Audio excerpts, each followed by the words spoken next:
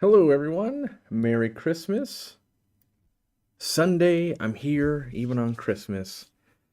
Unless I'm out of town, I make it. Hopefully, you're making it too, and you're having a good holiday. So, today, I decided to talk about a story, right? Not the story from last week where Siri wanted to update us on everything, but instead, the story of Aquarium Co-op. And why would I talk about it on Christmas? Is it because I'm so thankful? Yes, but no, not because of that. It's because that's when the Aquarium Co-op story started. I've got a light box in my way. Hold on, I gotta get in that story mode. So it was 10 years ago, almost on the dot, that I signed the lease for Aquarium Co-op. Let me back up before that. We started the company in 2012 in June, I believe, where we actually created the LLC and everything, and it became a company. We spent the next several months looking for a place to set up the Aquarium Co-op. I always tell potential store owners and things, spend a very long time finding the right place because setting up an aquarium shop and moving it is a nightmare. And time is on your side usually. It's opening your own store and stuff doesn't make you a lot of money. So the longer you put that off, kind of the better you are financially, really. So we spent months and months looking at places, and we narrowed it down to about two. And so in the middle of December, I was sitting in the parking lot counting cars and watching traffic and doing all of these things. And then we finally narrowed it down to where we're at now, and that is Edmonds, Washington. And we met with the landlords and we signed the lease. And I will never forget signing on Christmas, like around Christmas time, because we were asking to sign, I think it was a 2 year lease, and we're asking for some concessions, which is common in the business world of, normally it's like a month free per year you sign a lease. And while the rent was cheaper than normal, the landlord would not give in. Well, they did make a concession and they said, well, we'll give you till the first of the year. And so I remember signing on the 22nd, Christmas was on the 25th, and realizing nobody's going to work between that time. Like the person that helped me build it and everything, and most stores, and they're all at limited capacity. Everyone's kind of checked out for the rest of the year. So we got like no time for free because we didn't even start until January 1st. So that's that's how the Aquarium Co-op started. And then we built until we ran out of money. And so I had $50,000 to start the business from my silent business partner, Steve. And we started building. And we quickly, not quickly, but we managed money as best I could. Every day when I drove to the store to work on it, I would stop at Harbor Freight, use the coupon to save 20% off of a power strip that we would install later in the build. And so every single power strip in my store was a different trip to Harbor Freight on the way in using a coupon, just buying one. So they're $20. You take 20% off. You're now getting $16 plus some tax. Every once in a while, I would use the other coupon, get like a free tape measure to have around the store. And then also, probably twice a week in that routine of getting to the store, was going to Lowe's and Home Depot and looking for Oops paint. And because a bucket of paint, if you don't know, is like $125 or more. And at least at the time, you could find a whole 5 gallon bucket of paint for $5. Now, it took me months. So we found, if you go in the store, and if you're a local customer, it's gonna be great. And you look around, you're like, why would you choose seafoam green and why would you choose this blue? And the answer is because they're $5, and we needed to stretch that 50,000 as far as absolute possible. So that gives you the scope and the lengths of which I was going to save and make that money work. Um, Another example of that was towards the end of building. I want to say it was we ended up finishing building, I think in March, where we had to open. But I want to say somewhere in February, We were doing the finish on the stands and we were spraying it. And a mask, the proper mask for this thing was $50. And the bank account was already very low.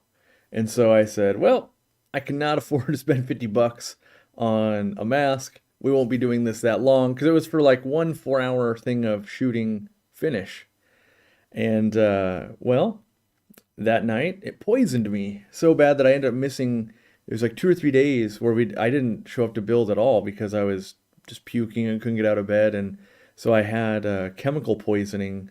So word of the wise, you're building a store and $50 mask, or oh my gosh, I didn't have my fireplace on. Buy the mask because it was horrible. It was kind of like the worst food poisoning I ever had, except worse. So then we actually ran out of money. It wasn't just like a hypothetical we're getting low. We actually were down to like, I don't know, a couple like $1,000 maybe. We needed to buy fish still and that kind of stuff. And I remember we tried to buy the lights, and the lights I bought for the first one to keep it cheap were the screw-in light bulb ones that I was going to use CFLs from the dollar store, which we did. But the first order I needed like I needed I think 43 of them, and they shipped like 26. So that was another like, oh my gosh, what are we gonna do? And we ended up opening early, kind of doing the soft opening, and luckily that first half month we made about $10,000, which after everything's kind of bought and paid for was about $5,000, which allowed us to keep building the next parts. And that's kind of how we kept piecemealing it each month. You know, we were closed on Thursdays, and we would basically be a normal store the other 6 days a week. That seventh day, we'd get in there early and leave late trying to build a new piece, whether that was we need something to put lights on, or we need to set up another aquarium stand, or whatever it was. And so it was very hectic on those days. And, customers still show up and want to shop, and I would let them shop as much as I could because we really needed the money. But it was, it would delay actually working. So we tried to limit that as well. Um, so then, things are going okay. For the first year, we're making money every month. Not much. I wasn't paying myself anything. Still eating top ramen, hidden in the back where Murphy's tank is now. It was actually a clown loach tank, used tank off Craigslist, and hide back by there and eat a cup of noodle. And then we invested $2,000 that we had saved up, right, in the big 360-gallon tank at the front of the store, this giant glass tank, the stand that Elmer's on right now. Beautiful. Needed to fill in that front chunk of the store because we're finally starting to get it fully built out. And I want to say like 6 months later or so, the seam gave way and absolutely destroyed the store. So it didn't just like leak like most times. You're like, oh, there's a leak and there's some water on the floor. It's a fish store, no big deal. It was a catastrophic failure where the back panel popped.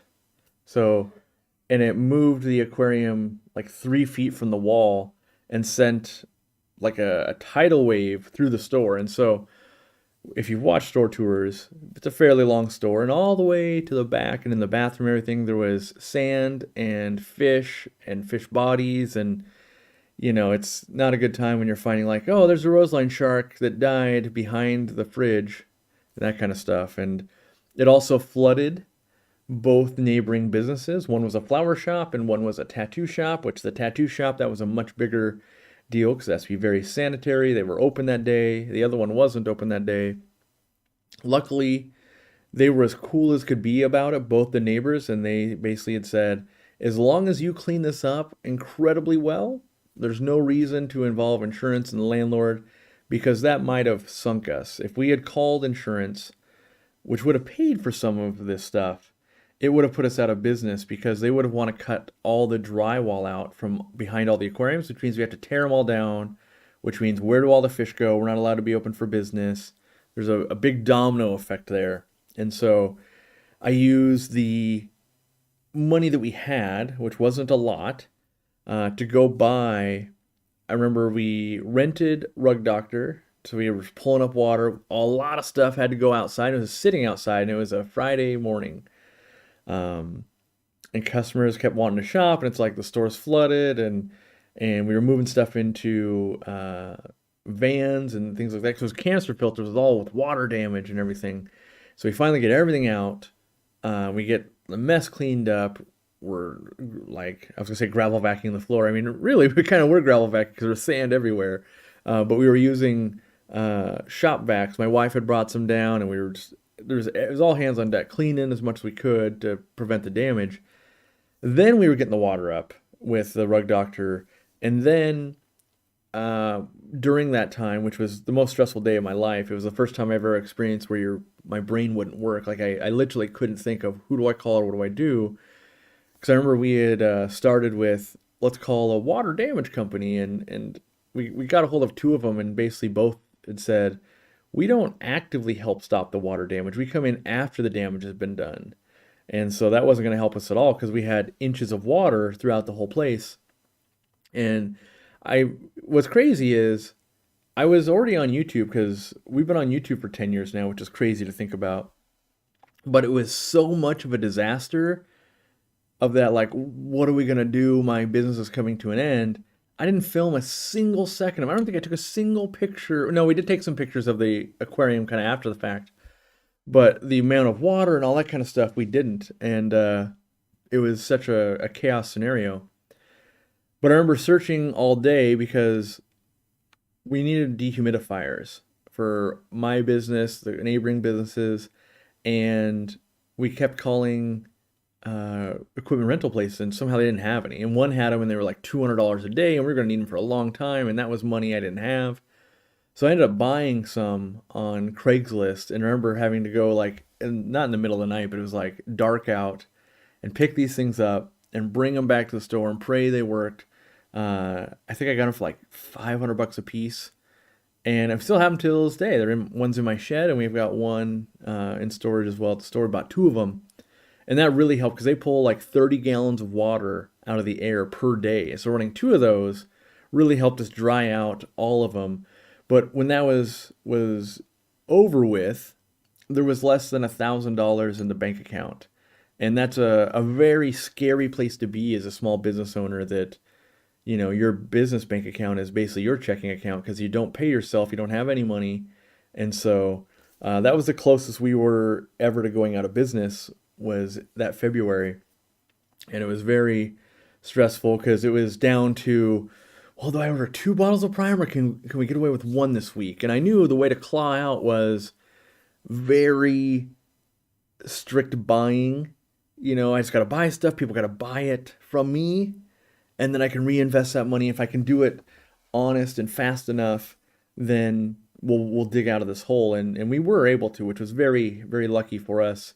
But it had hit us at the worst time because kind of February is one of the best times in an aquarium store, because people are getting tax returns and stuff. So you don't have the money to invest in the big aquariums and the other big expensive fish people are going to want to buy. So it was a difficult time period to dig out. And then, so that kind of went on, the Aquarium Co-op story, that went on for a couple of years, I think 3 years. And I was up to, we had a volunteer employee for a while. Then we had an employee. So I could get a day off. Then we had Lamont. And then at the end of like 3 years, the problem was, I think in year 2, so I'd been in business for 2 years. And by year 2, I was paying myself $500 a month. Meanwhile, Katie this whole time was supporting us, being a manager at Winco. She left the kind of her ambitions and dreams of making wedding cakes and doing all this, like maybe high-end hotel baker or something. And during this time, the economy was a little bit rocky, a little bit in terms of finding work. And so we needed the stability.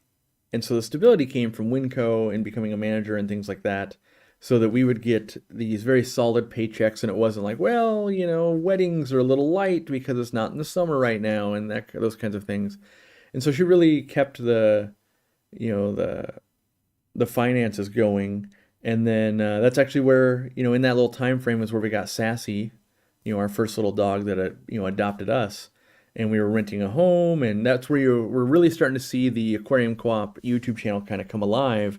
The first videos being me setting up little ponds, or if you've seen our Big Daphne video, that was in the garage at that place, and trying to just be relevant and make videos for our local customers at that point. So then, that year two, I paid myself $500 a month, and there was like a little bit extra. And I know I keep thinking I want to frame it or something because it's a reminder to me of how hard it was. That year, we weren't married yet, I don't believe, because that's how I have my own tax return, I think. Maybe we were. My wife will know. But I made $14,000, and that's quite a shock from when you were working for someone else and making more money, and that's in year two. So the first year was nothing. Year two, we were able to get $14,000 to help so I don't have to eat a cup of noodle in the back every day and things like that.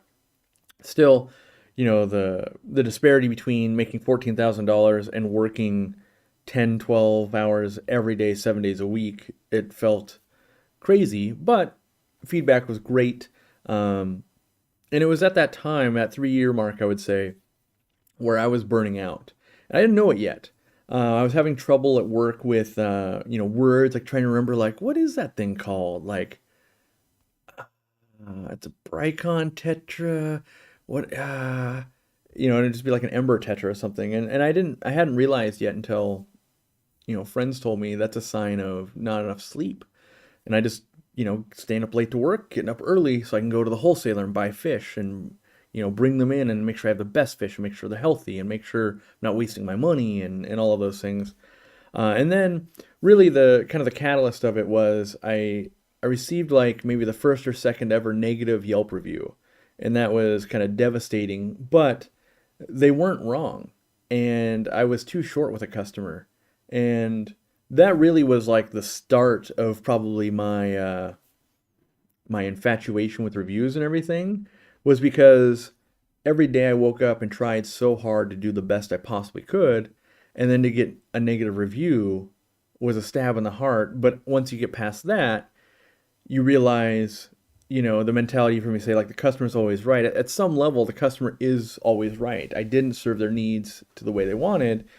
And I realized, okay, I really needed to get some more help in the store.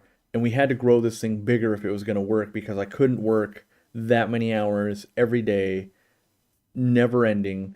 My wife chimed in here. What'd she say? Where'd it go?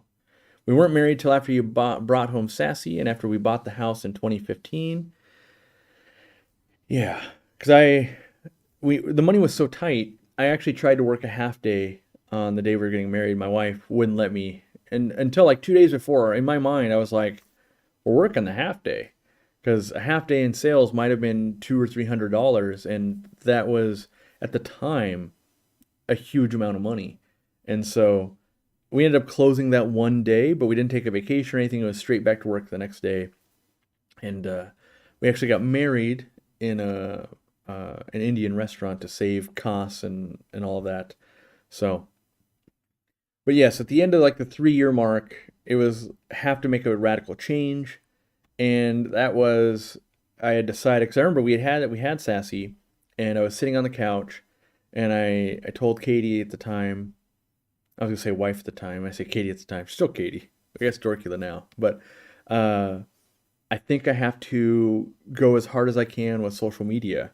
And at the time, that was YouTube and Facebook, and we were already on Facebook, and we were on YouTube like just a tiny little bit, and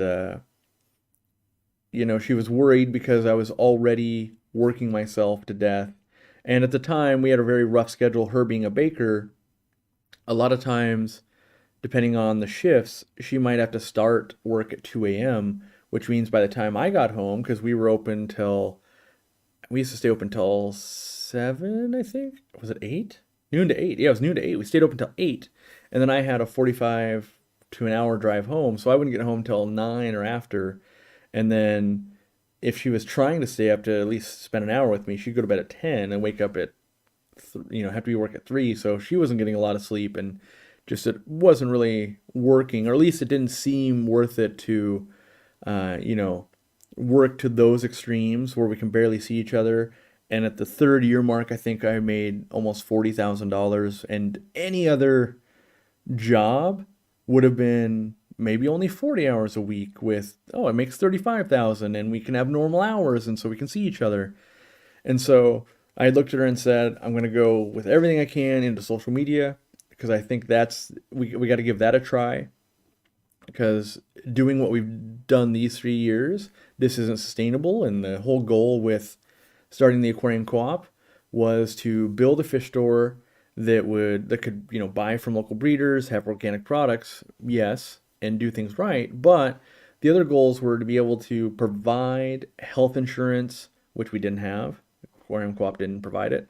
Be able to buy a home and build a career instead of, the reason I had left my previous employer, which was, working for a fish store for 5 years, was there's no health care, no chance of buying a home, no career, and that was, at least everything in my state was that way, where you would love and be passionate about the hobby, but you could never stay there for too many years because your life couldn't progress. And so I was now 3 years into that, kind of being stuck with the Aquarium Co-op being that way too, of like, this is not going to pan out either to, there'll never be retirement.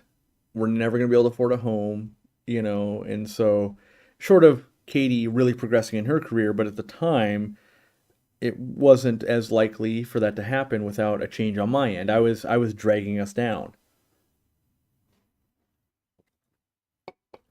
And so we decided to go all in on Facebook and YouTube, in addition to all the normal business stuff, which was crazy. And obviously our first videos were terrible. We were trying out having different employees in the videos. A lot of the very first ones you guys may or may not have seen was just Lamont and I.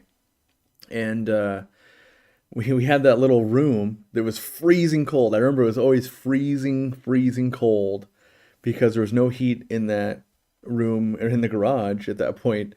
And we had this little bookcase set up behind us with a few little trinkets, and we would just turn the camera on and pick a topic and talk. And those would happen Sunday nights after we closed the store because we didn't have any time. And on Sundays we closed at 6. And so 6, we'd arrive to my house at 7, and then we'd start filming, hopefully be done by about 9 or so. And there was, true to the channel, at least back then for a long time, there was never any editing. It was just because there just purely was not time. It was, at best, if I had to shoot things in clips, throw them all together, click the render button, and that's what you guys got. Otherwise, we had to get very good at just doing it in one take because there just was not the time to do that. And Lamont, at the time there wasn't extra money, and so these videos and stuff we were doing, he was donating his time, just like I was at the same time. We're trying to make this business work so that we could do better. And, YouTube wasn't really paying or anything. And we're just trying to make something happen.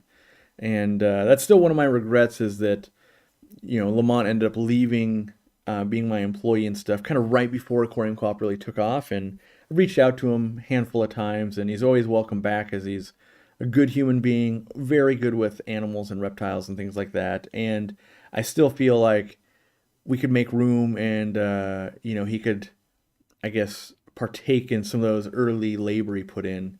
But that was its own hardship that maybe we'll talk about in the story.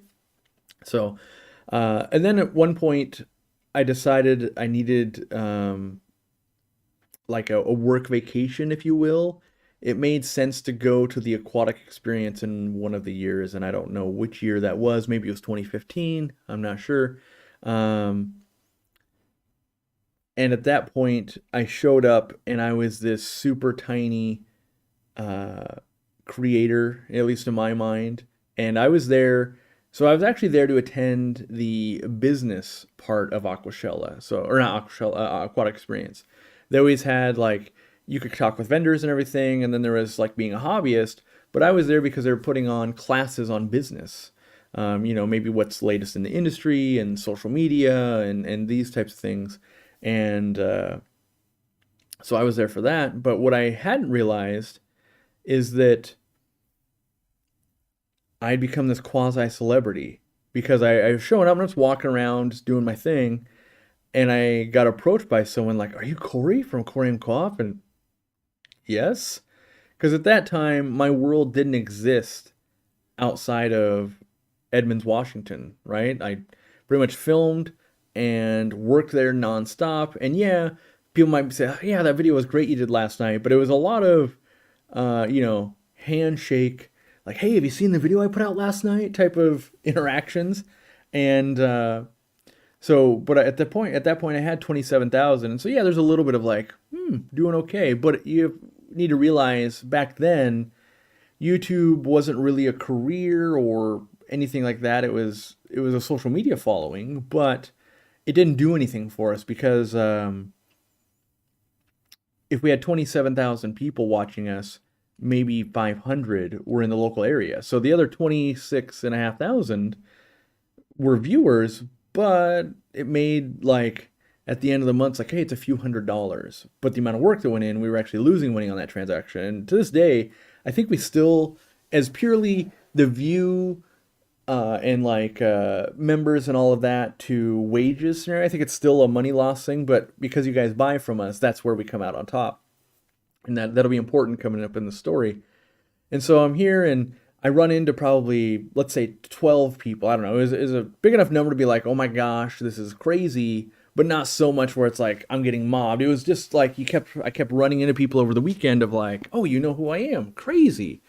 Um, so I go back home, and the biggest takeaway was, how do I essentially, my mind was make money off of these fans. That's, the blunt way to put it is, these people like what I'm doing. Some of them would ask me like, hey, where can I buy this item? Or where'd you get that? Or, could you put a link next time because I was doing a lot of DIY type stuff. Some of you might remember trying to make an automatic fish feeder out of a disco ball motor and a big drill bit, with like a 2-liter bottle. And then there was heating the fish room because I didn't have enough power out in the fish room where I was breeding fish and importing fish with solar air generator where, so there's these crazy projects that I'd be doing out of necessity of like, I can't afford to get my way through this without coming up with some crazy idea in the depths of the internet.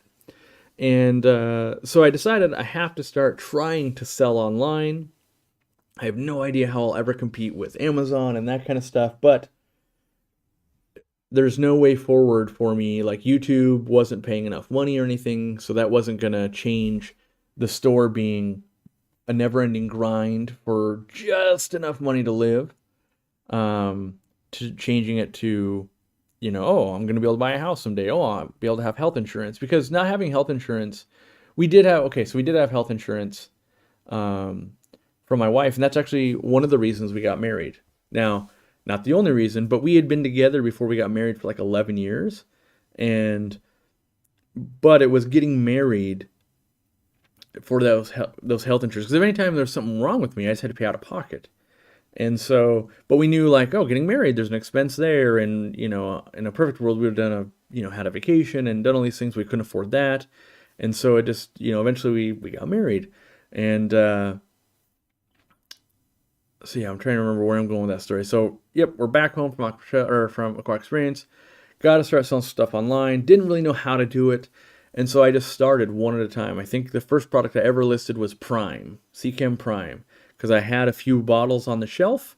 They were an expensive product for me. And I thought, well, let's just list some of those online. I'll have them in the store, same inventory, which we don't do that anymore, but at the time, if I owned 4 bottles of Prime in the store, they were also for sale online.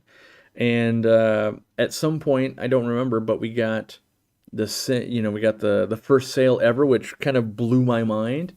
I think at that point I had 4 or 5 products online. I think I started with trying to do more of like koi stuff, because we'd have people that would drive from an hour or two away during the summer or something like that, and they would load up. They would be like, hey, I need Prime, I need koi food, I need this and that. And so I think their first thing was like some wheat germ and some Prime. And I remember that was amazing. And so we just kept, my goal was just add a product every week. Pretty soon it became, um, you know, a couple products per week. And so that became its own little monster, I would say, where, oh, we're shipping 7 packages a day. Amazing. And where our employee break room is right now, it became a warehouse. And, well, the dungeon was the warehouse at first. And so that's all the way at the end of our building. We had rented this little space that had no bathroom. It had no well, that's true. It had one window. It leaked from the ceiling. And it was $250 a month, but we could run our little warehouse out of there. And we just, it literally was a thing of like, you can't put anything here because water falls on it. So you'd be like, you can't use this space, but all this other space we can use. And so we're shipping out of there. And, on the busiest days, 30 packages was mind blowing. And, we'd take little pictures and post the Facebook updates. If you go way back, we'll show like, oh, there's 20 packages, and we'd be so proud, and things were working. And then, that kind of just kept snowballing little by little because, or not Amazon, but YouTube kept growing, and things were pretty good. And we'd bring on employees and things like that. And then at some point, we got to the next.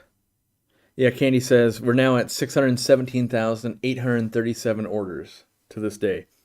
So over 500,000 orders we've sent out, which is a crazy feat when you're used to, so at the beginning I would pack the shipments before work, right? So if the days weren't long enough, like, well, I gotta get there early, I gotta pack it, and then I gotta deliver it to the post office before opening. And then at some point we decided to try to do live fish. That was the first time we had tried to do. I think we've tried to do it 3 times, and it worked, except it was incredibly time intensive to pack the fish. We didn't quite have enough staff, and the questions through email and everything, we didn't have a customer service team. And then we tried it again, like a year later, where we were more ready, and that one YouTube was doing really well, and it was so good, we sold out basically the store of fish. And so overnight, and then I remember the next day we had to put sticky notes on all the tanks where the fish had sold, and then customers were complaining there was no fish for sale anymore, and we'd sold them online, and that was now ruining the local market. Instead of, not selling online, now we're just selling them in store, and they cost more to ship and everything. So we ended up putting the kibosh on that again. And then eventually we tried to do just high-end goldfish that were really expensive, and that also didn't work, unfortunately. So that's why we don't sell fish online. But so eventually, I'm still going to club meetings every month, and I do mean to get back to that actually. But going to club meetings, and I eventually meet Randy, who's now the vice president of Aquarium Co-op. And I can't remember exactly why, but I remember it was after a tour that we did at Amazon, because he was still working decently high up. He flew around the country and worked on, he's got his master's in supply chain management and logistics. And so he'd fly around the country working with Amazon warehouses and processes and things like that. And he was able to give us a tour of the Amazon sphere and just stuff like that. And at some point, I want to say in the next like 2 or 3 months after that, I remember, it's weird, I was laying in bed. I don't know why. Maybe it was my day off by that point. Maybe I had days off by that point. Must have. And I realized, I was like, when am I ever going to be able to find someone that, like, essentially has a master's degree in a field relevant to my business, has a full-on fish room with 50 aquariums, is knowledgeable about fish, even the tattoos that Randy has are koi and stuff like that.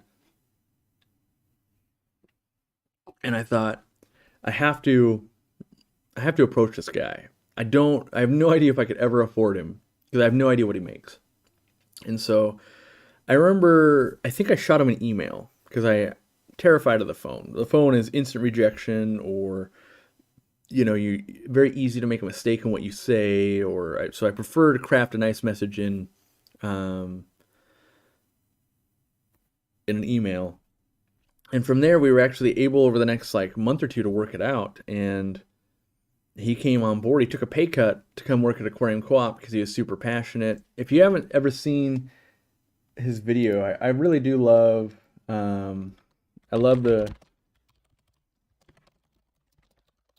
video we did after he started working. I'm gonna link it in the chat. He's been with us now for a little over 4 years, I think. So that puts us in, this timeline where I was talking about year 3. Randy doesn't come in until year 6. And so what I'm missing in this, now that this thing has become a 10-year thing, it's easy to gloss over. Like there was 3 years of just kind of being in the grind of like YouTube at night, fish store during the day. That's where that whole daily dose series for like a year came along, and these different things we'd been doing over the years. And then in year 6, Randy comes along, or leads this epiphany of like, I got to get this type of person for the online type of stuff going on. Yeah, I think Candy linked the video for you. But I really like that video that Jimmy did of him. And so here we are. We get him on board, and it was amazing. At first, it was very scary because it was, I'm pretty sure, in fact, I know I was paying him more than I was making, because you invest in your people to hopefully they'll get the business bigger and better and everything down the road and create more stability and all of these things. It's, kind of a never-ending chase of more stability, more capability, more this, more that, and eventually there'll be a payday, right? And so bringing him on was amazing. And one of the biggest expenses and the scariest thing, because I told him, and I do this for all my employees, like I told him I can guarantee him 1 year, because you don't come from that level of Amazon and be cheap, right? I was like, I can guarantee 1 year even if I don't have to get paid, but you really got to make your impact to justify it. And we kind of laugh about that now is, he was scared that first year, and so was I, because it's actually very hard. It's not so hard to convince the person who's passionate about fish, has that fish room and everything. What a lot of people don't realize, and I hadn't realized until that moment, is you have to convince the family. So Randy has a wife and he has kids, and there's a family unit there. And one day you come home and say, I'm going to quit my job that's paying pretty well at Amazon, and I'm going to go work for Aquarium Co-op in Edmonds. Now, he was a customer and they were buying from us, and so the wife is just like, that tiny store in Edmonds, you're going to work there. And so you have to do a lot of convincing of like, well, the growth, the opportunity, this, like, look how well they're doing, and you're mostly convincing the family, because the person's already convinced themselves and now they're trying to convince the family. And we've had that with a few other employees as well. It's, from the outside looking in, like, that little fish store, you want to drop a career for that. So he was able to revolutionize the warehouse space, and the warehouse space at the time was just our employee break room. So it was 1,000 square feet, and he was really, I didn't know it at the time, but he was really hamstrung on what he could really do, because we were such a small business. He was very good and is very good, but I didn't really get to. We didn't really get to unlock his potential until we have, like, the warehouse now is 10,000 square feet and lots of employees and all the stuff coming in from around the world, and that really taps into his expertise and his passion and all of that. And so, very incredibly lucky, and that set the tone for me in the business, where I only seek out, if I can help it, someone who is a professional and then also loves aquatics. I want to say at maybe the same year, maybe the year after, something like that, I think we brought Candy on, where Candy was donating her time for much of this YouTube career and for a lot of channels, not just ours. And at some point it made sense to, with online growing, we needed customer service, and Candy was being very helpful in the live streams and things like that. And so we were able to start paying Jimmy. Also, I'm missing people in the chronological order, but Jimmy was before Randy. And I think at the very beginning, Jimmy was, we were paying him $50 or $100 per video to start editing. Um, and I think Bob introduced me to it from LRB Aquatics because he had shot a video there, and we were so impressed with like no one's doing this in the fish world. And I remember luring Jimmy with some candy. I was like, "Hey, let me send you some candy," because he was just hanging out in the chat at that point.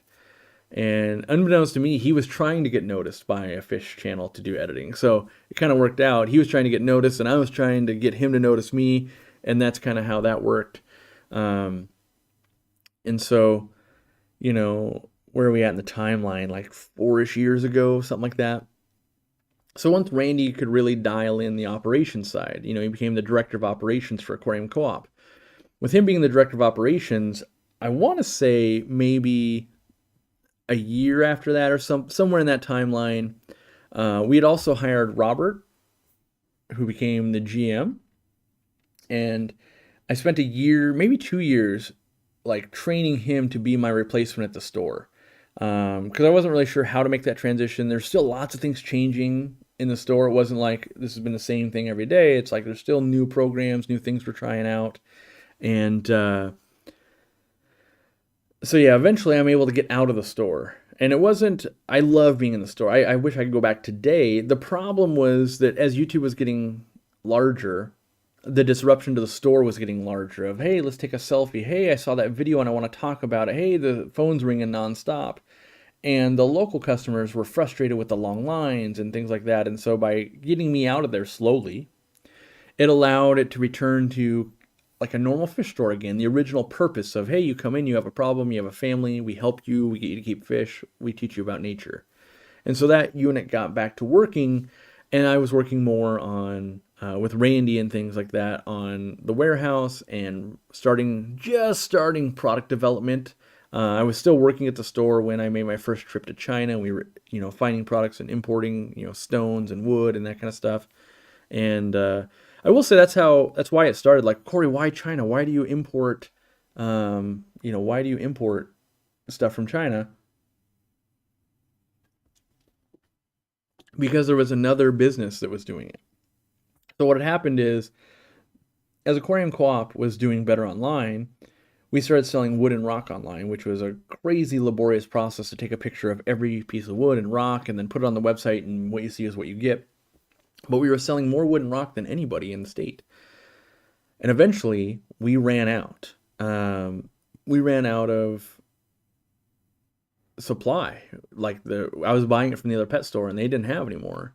And I was like, I need a lot. Like, I'm selling a lot. And so eventually, we went to China together to this person or this place that had the wood and the rock, and they made products. Sorry. So while I'm there, I'm picking out Sarahstone and Dragonstone and wood and other stuff to have imported back.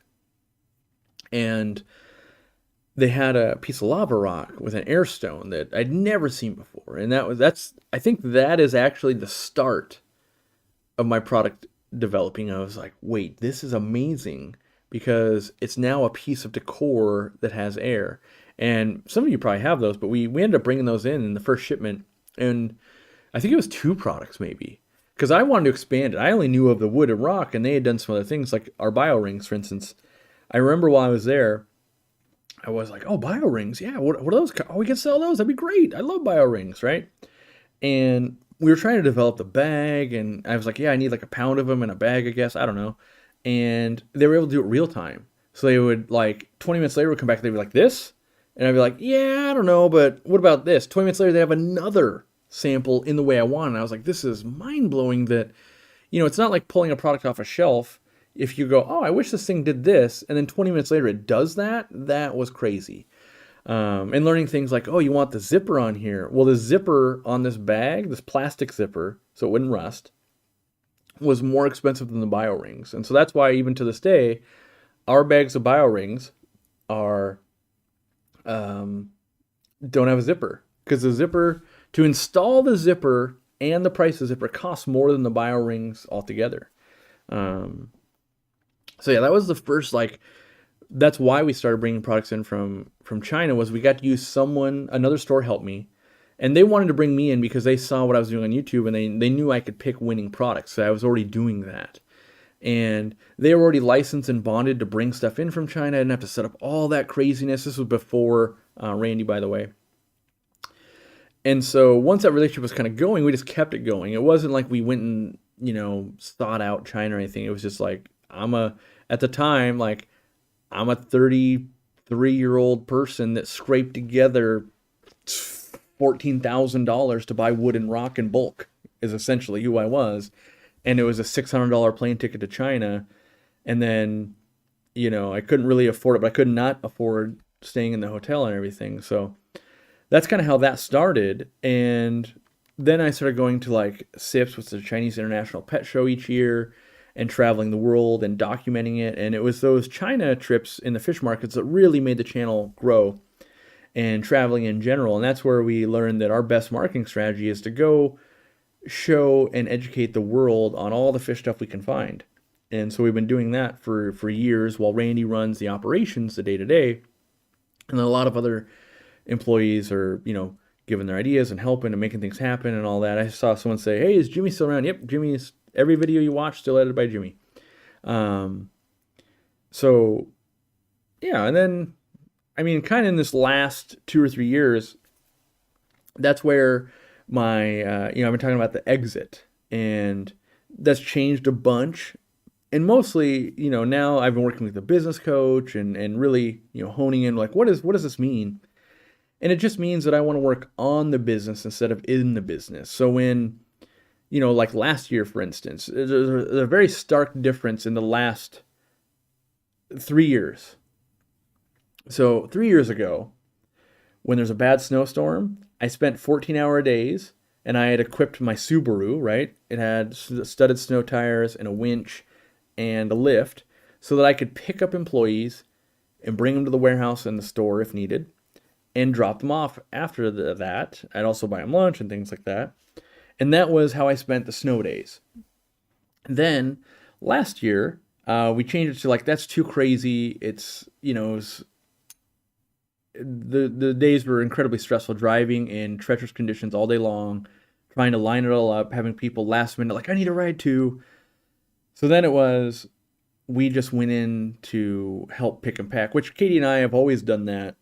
And that's why one of the reasons we don't do sales anymore, because they're, in my opinion, it's rough on employees. So if we do Christmas sales and Black Friday sales, we're there packing for 14 hours a day, and the crew gets demoralized. So let's say we, like, I remember the last Black Friday we did it, I think when we came in, there was 2,100 orders. So that Thursday sold like 2,100 orders. And then we'd packed all day, and it was every employee. I'm talking like, elbow to elbow in there. Everybody's packing. We got there early, left late. I provided lunches. Like, I had snacks. I was like, this is going to be horrible, but I'm going to make it the best I can.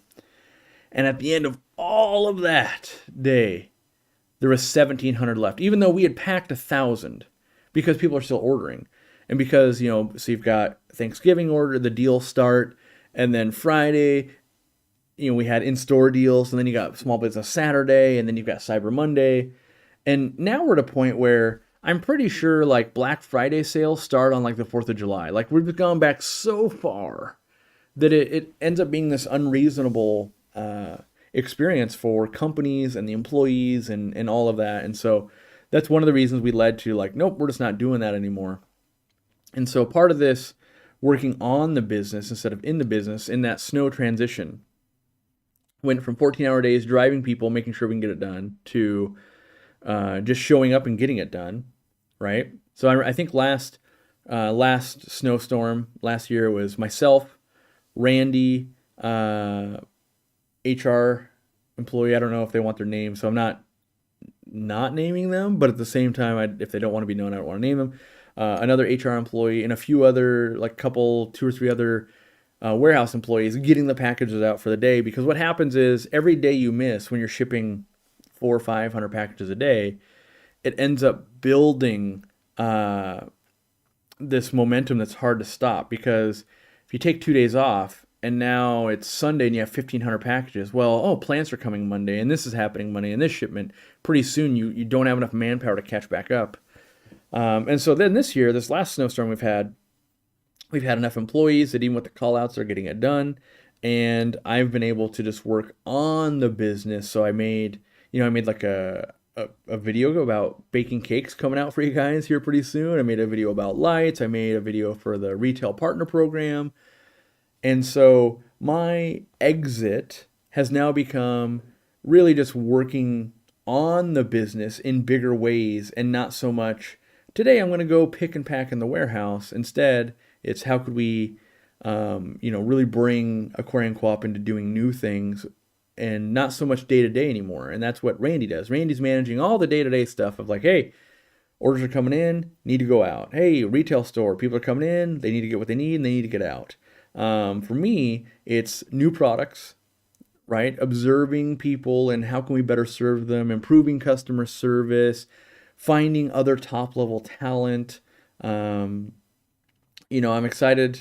I'm excited to announce that Zenzo will now be an employee of the Aquarium Co-op. Up until now, he's been a consultant for our social media, and while that's been great, him being his own independent contractor and having other obligations to other businesses and things like that didn't allow us to grow in the ways that we've wanted to. And so January 1st, he accepted the offer and he'll be an actual physical Aquarium Co-op employee. His role is going to change. I can't even remember. Let me see if I can Google what his new title is. I'm the least corporate person that owns a corporate company. People always like, "What's my title?" I'm like, "I don't know." Like, I don't even have a title. I'm the guy that owns it. I don't buy into the wanting a title to impress people type of thing. And so, but I understand that not everybody's like that. And if they ever want to leave our job, they want a title going, hey, I was this of this company.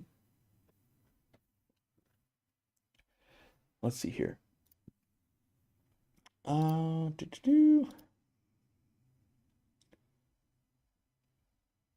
Yeah, he's the director. He'll be the director of marketing and customer engagement. And so, he'll be working with the customer service team. He'll be working with the wholesale retail partner program and then events and everything that can kind of basically, if it involves making a customer happy, whether they're a wholesale store, whether they're a retail customer like most people here, or anything in between, he'll be in on it going, well, how do we just make this experience better for everybody? So that what it really does is it allows me to separate myself from diving as deep into the reviews and the reports and everything and have a meeting going, what's the word on the street? And it frees up more time for me to go, great, I'm glad to hear things are going well. I've found this product. Like even while I was on vacation, I found a product that has nothing to do with aquariums at all, but we've already got the dimensions we want. We're requesting samples, and that's something that hopefully we'll bring out in 2023. I don't know how it's going to play out yet, but my hope is that it's a value add for all the stores and all the customers. And I don't even think we're going to sell it. We're going to give it away. So it's a weird thing there. But yeah, so my thing, because I've gotten some feedback from employees, and they're worried that I'm leaving the company, and that's not what's going on at all. I'm not leaving. I'm changing how I work in and on the business, and there just needs to be more focus on some of the higher, the higher level things. Like I was on Wednesday or something. I was with lawyers for a few hours, and it's just trying to figure out. There's a lot of like trademarking type stuff. There's a lot of reviewing policies and a lot of new laws that come into effect around the country. Some of them are, that has to do with taxes in this state. Some of them have to do with like, we need more extended leave in our state. Some might be updating a handbook, and there's all of these types of things in addition to product development and making videos and working on the website. And so it's making sure that I have the time to excel at that and not, um, not make ourselves too thin. One of the categories we still have on our to-do list, been sitting there for a couple years, is flesh out um, how we want to, I guess, invest in the world as a whole through kind of charitable things. Like this year, we bought a boat um, for the medical trips in the Amazon, and we, usually if something kind of approaches us and it makes sense for our company, we'll try to do it. Um, but we haven't found officially how are we going to do that because it's its own like almost little wing of the business to make sure we're doing a good job, and it's you know try to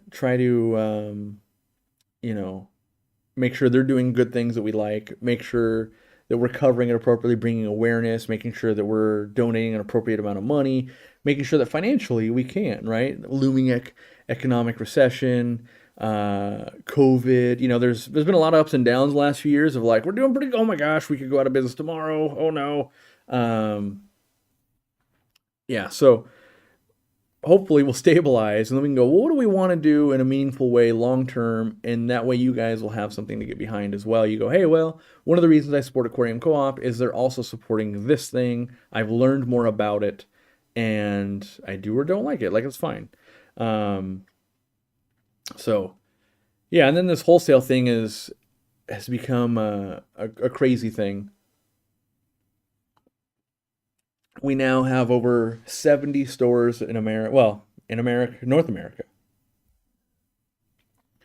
that carry our products. And so that has meant a radical shift in inventory planning, and because our number one goal, right? So whenever we start something, I try to go, what are we trying to actually do here, right? Why would I do this?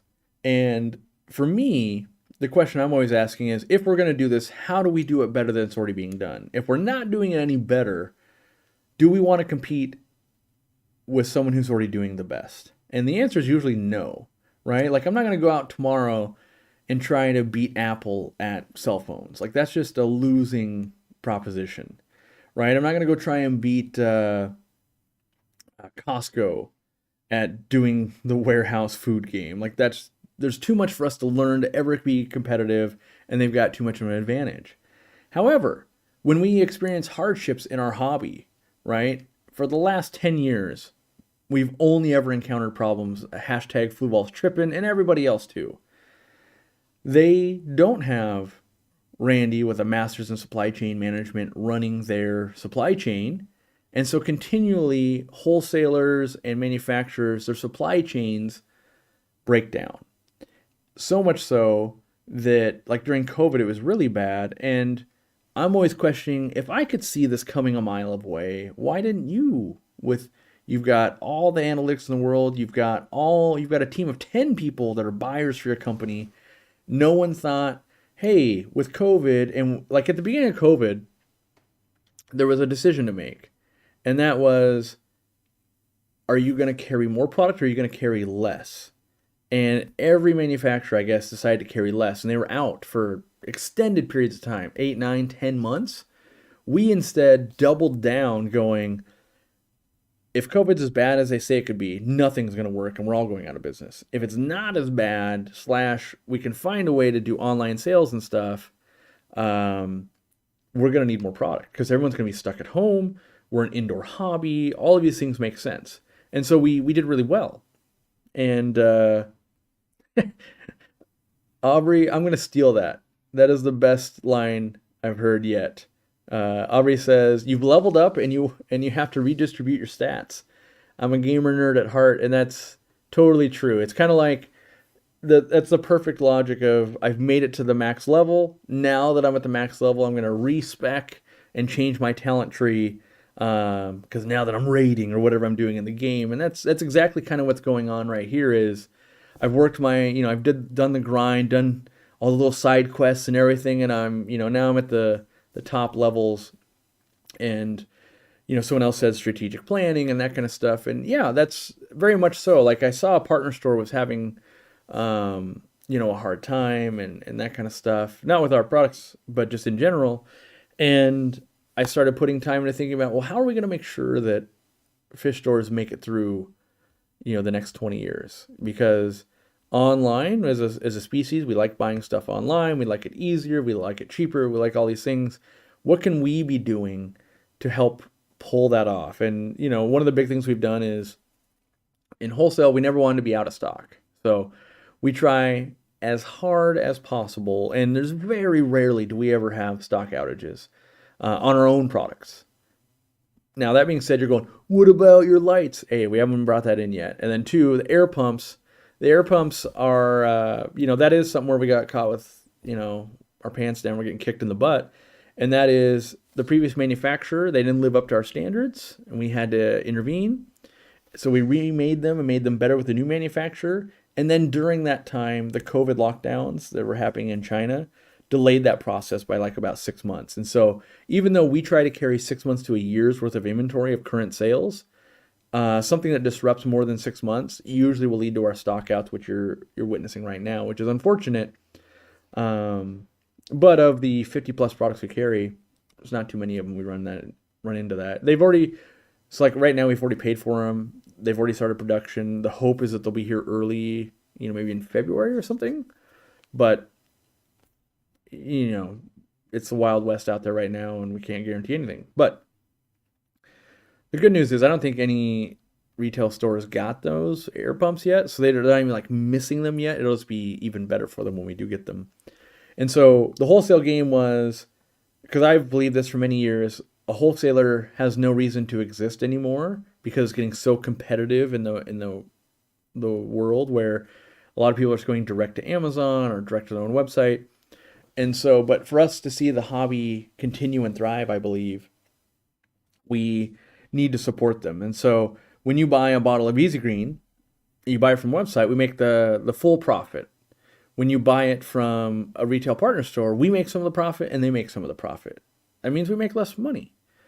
However, I believe that long term, in the next 20 years, when I'm, even older and have more gray hair than I do now, that 18, that 20-year-old, that whatever that's in that store that goes, hey, I like this product and you should buy it, more people will be using Easy Green and having aquatic plants and having success and in general making the world a better place, and we're still part of that.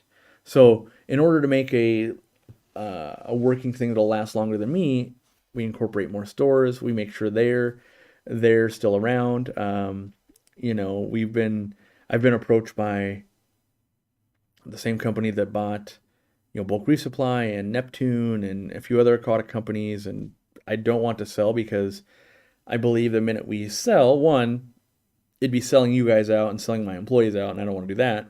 But two, that's where the Aquarium Co-op's journey will end, in that I still, someday want to make a hang-on back filter, maybe a canister filter. I still want to do these things that will make the hobby better. Now, they make us money too, but when we get to a point where we can have a giant pile of money, that's where we have the money that's the FU money. It doesn't make any sense, but we're doing it because it's good for the hobby. We want to put on a free event that's like an Aquashella or whatever, right? We can do these things when we get to that level.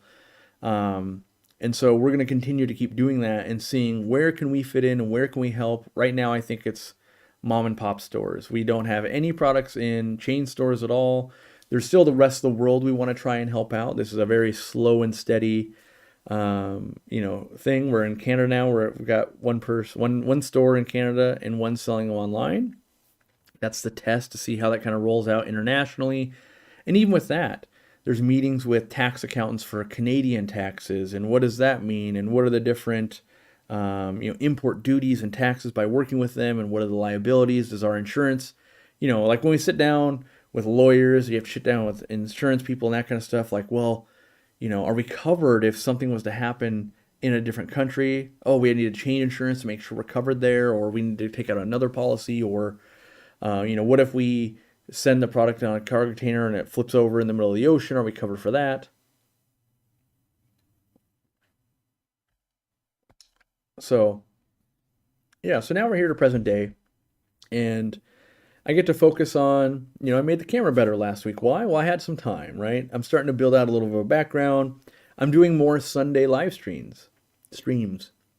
Part of what I realized about 2 years ago is I was getting that burnout again. Instead of it being in the store, it was online because I work very late online, and then I start working early, and there was just no more time left in the day, and I hadn't realized that yet. It became apparent over the last 2 years when Dean and I were trying to do videos. This year, 2022, do you realize I only went to Dean's house once? If you look 2, 3, 4, 5 years ago, I would have gone to Dean's house like 25 times, right? Twice a month. So Dean did more traveling this year. I did more traveling this year and things like that. COVID obviously made it so we didn't meet up as much. But even with current commitments and things like that, there's a lot of weeks where Dean and I will go, "Oh, you're around?" And then I go, "Well, it can only be Thursday noon to, anytime at night." And he goes, "Well, I have an appointment at 2." And then it's like, we wouldn't get started till 4. Like, that's not going to work. And then so that week's out, right? And so now I'm focusing on taking things off my plate so that we can focus on the things. And that's making videos, that's product development, that's, developing out the high level ideas and things like that. And that's where I focus on. So my retirement, what I thought a couple years ago was, hey, I need to be, so I can get away from this thing. I know that I never actually want to get away from Aquarium Co-op. Mostly I wanted to get away with certain tasks that, it's not great to have a meeting about, okay, the 23 people that hate us this week online, why do they hate us? Let me hear all the reasons why you hate our company. Because we, as a business, we find that we want to solve all the problems, even though you guys are great to us and you're like, but we got 1,000 other reviews that were all positive. We appreciate that, but we're always trying to solve. My logic is if I solve the problem, the person that's happy will continue to be happy.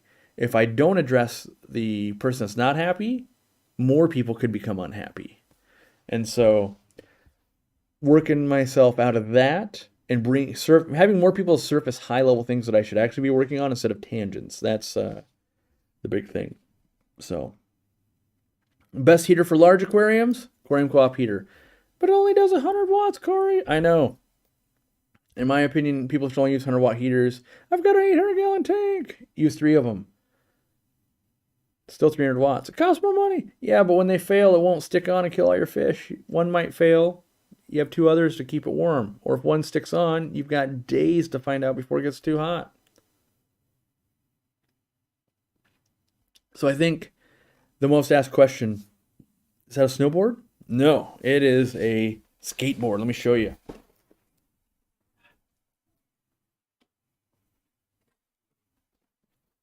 Our merch company sent this as a Christmas present.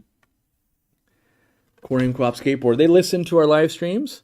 And again, even our merch company, they were a fan first. I try to always, I guess, hire fans or at least people that know of the company because they know, like, once we started working with them, they already knew I'm a stickler for attention to detail and he was ready for it. Most companies aren't ready. Most companies are used to people just saying, like, yeah, good enough.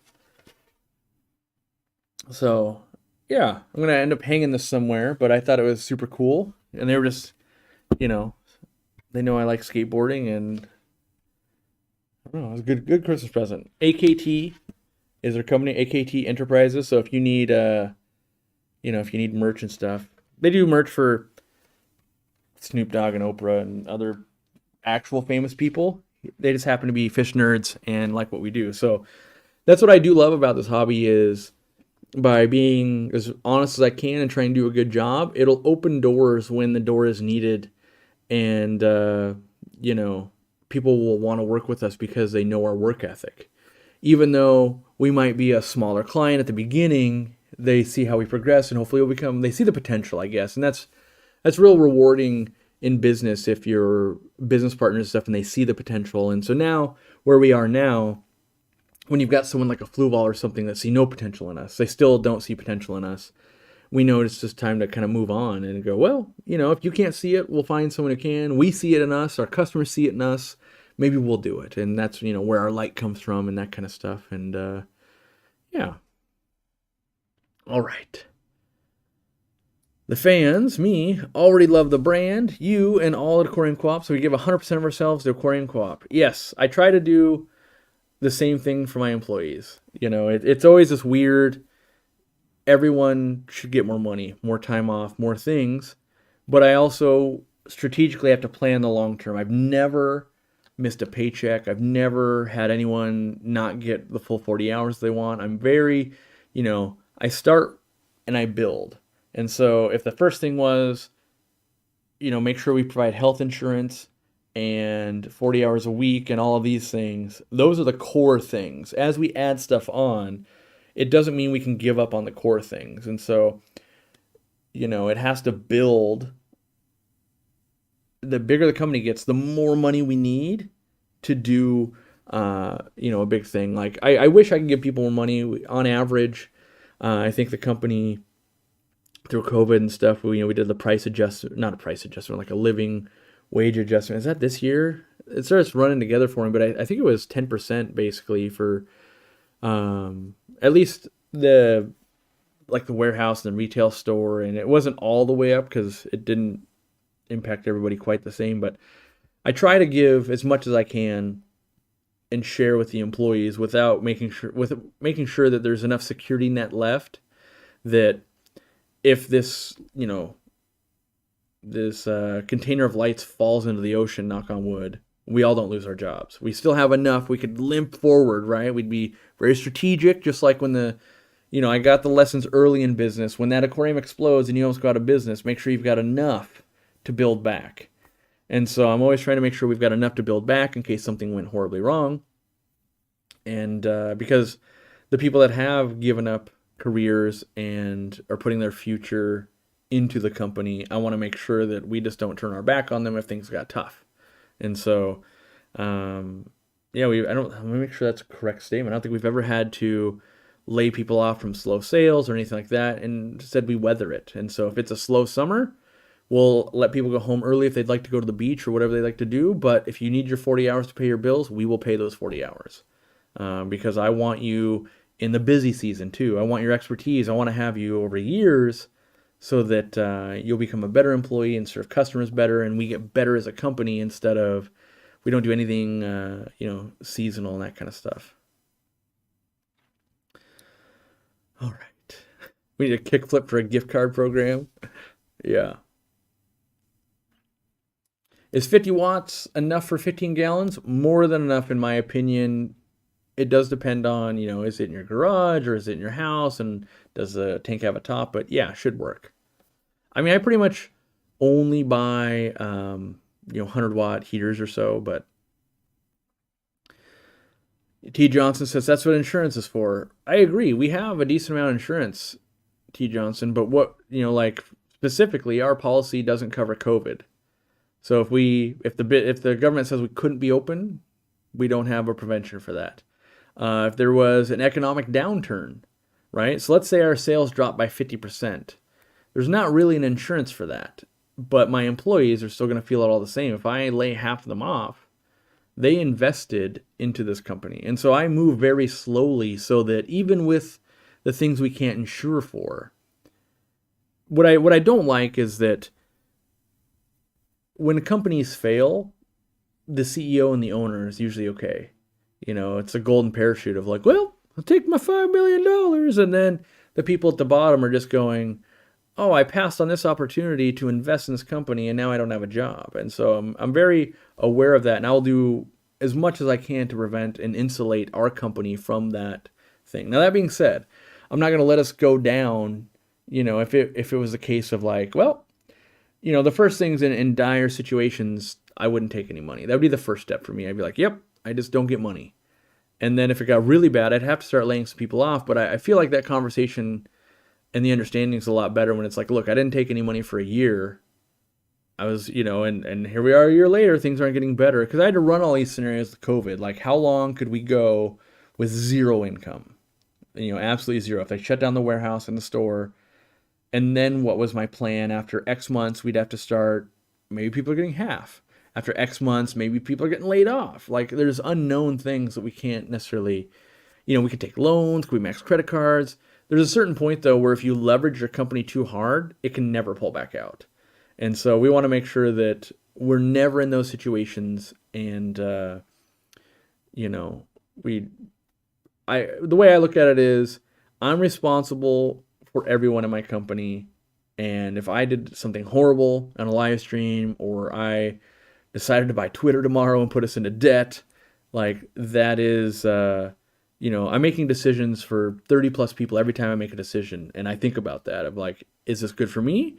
Is it good for higher level employees? Is it good for the entry level employees? Is it good for the customer? Is it good for my retail partner stores? Is it good for the next generation? Is it good for the hobby? All these things have to be factored in.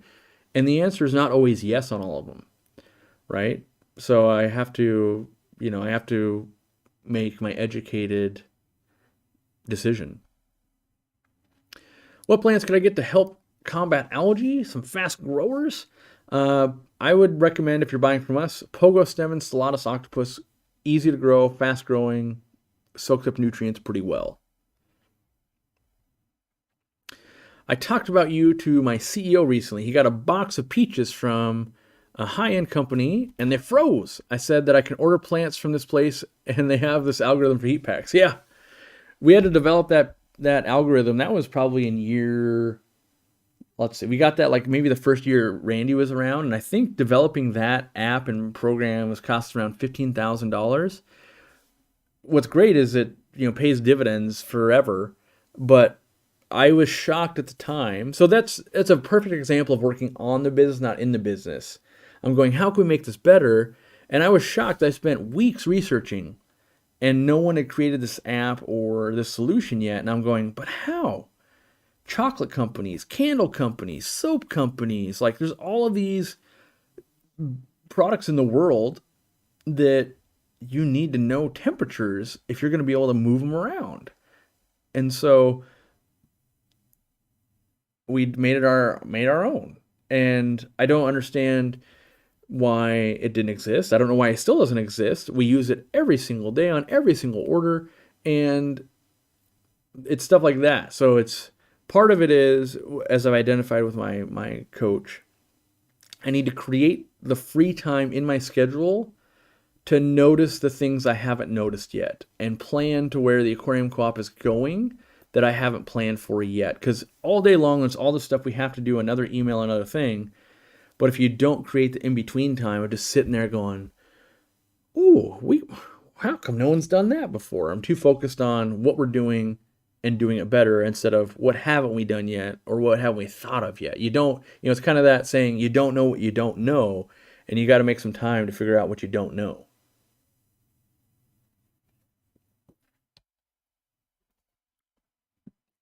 I worked at a print shop where there were pay freezes, pay cuts, and the big cheese was taking home over $200K a month. Not a good thing. Yeah, that's a lot of money. That's what, 2.4 million? That's a lot of money. Sharing. It's a difficult thing when you manage a lot of people, because every employee as themselves, they want more money, more time off, more. It's just a human thing of like, wouldn't it be great? Myself included. And when you look at a big group of employees, that's when it gets much harder of like, okay, but this one's output or skill set or compassion with a customer or whatever. You could have someone who's great with customers and passionate, but works crazy slow. You could have someone who isn't as good with customers and not as compassionate, but does 5x their output. How much should each of them be paid and things like that? And so that's where, we focus on managers and processes and trying to figure out what is acceptable. And we run into problems too, like where I was pretty free with, hey, we're making more money, let's give more money to our employees. And then we find out like, oh, with stickers and everything, it's costing us 70 some cents per item we're putting into a box before shipping. And we start doing numbers. I'm like, if we keep going too crazy, if it gets to $1, it costs us more to put a pipette into a box than we're selling the pipette for. And that's going to mean that we're going to be raising prices on customers. And as you start playing with the levers that at the top you can play with, the price is too high for a customer, the customer stops buying, and all of a sudden there's not enough work for the employee, and so then there won't be hours. And so even though might get more let's say they get $1 more an hour, but they're getting 1/3 as many hours, they now can't live their life. And so you've got to, so those levers are going, but then you've got like, the price of products. That's a lever. Shipping to the customer, cost of that's a lever. Us sourcing products, that's a lever, right? There's all these different levers that are constantly moving. And so it's a difficult balance that I don't enjoy. Because if it was up to me and I could wave a magic wand, everyone who's working hard, I just want them to achieve. I very much believe in the line of thinking for myself of, everyone's time is equal. We're all humans. And, so at the end of the day, we're all choosing how much we'll sell our time for, right? Someone might sell it for $5 an hour. Someone might sell it for $5,000 an hour. But we only get 24 hours in a day. And if I could wave a magic wand and everybody could, basically do something they enjoy, because I do believe that finding a career that you enjoy can be beneficial for your life. Like there's parts of my, like collecting in the Amazon, very fun, right? The first couple of times, and then it's kind of a chore, and then, but if you can find something you really enjoy, because that's what I view in, like, I used to deliver auction and stuff for retired people, and I would always talk to them, and you'd see some that were living great lives, and you'd see some that weren't having such great lives, and the main differences I would see is who was staying active, who had found hobbies to be passionate about, or jobs. A lot of times you'd watch people retire, and then they would just go get a hobby job, like, I work at the golf course, or the tennis thing, or the game shop, or whatever, because they were getting some income. But it wasn't really about the income. It was more about, I really want to stay engaged in this thing I'm enjoying, and the pay is a nice benefit as well. And so, unfortunately I don't have that magic wand, and I have to go, your pay versus the next product launch versus the refund for that customer versus the new law that went into place over here, and let's, try to do what we think is gonna make it the best decision for the company long term. And it's not all about the company, because the employees are very important to the company. So I don't want it to seem like we're only investing in the company. But by investing in the company, if we took that money we made this light with and we gave it to the employees, it's just kicks the can down the road a couple years. More inflation happens, they'll need more money, and we didn't launch the light, which the light could make more money. So let's see.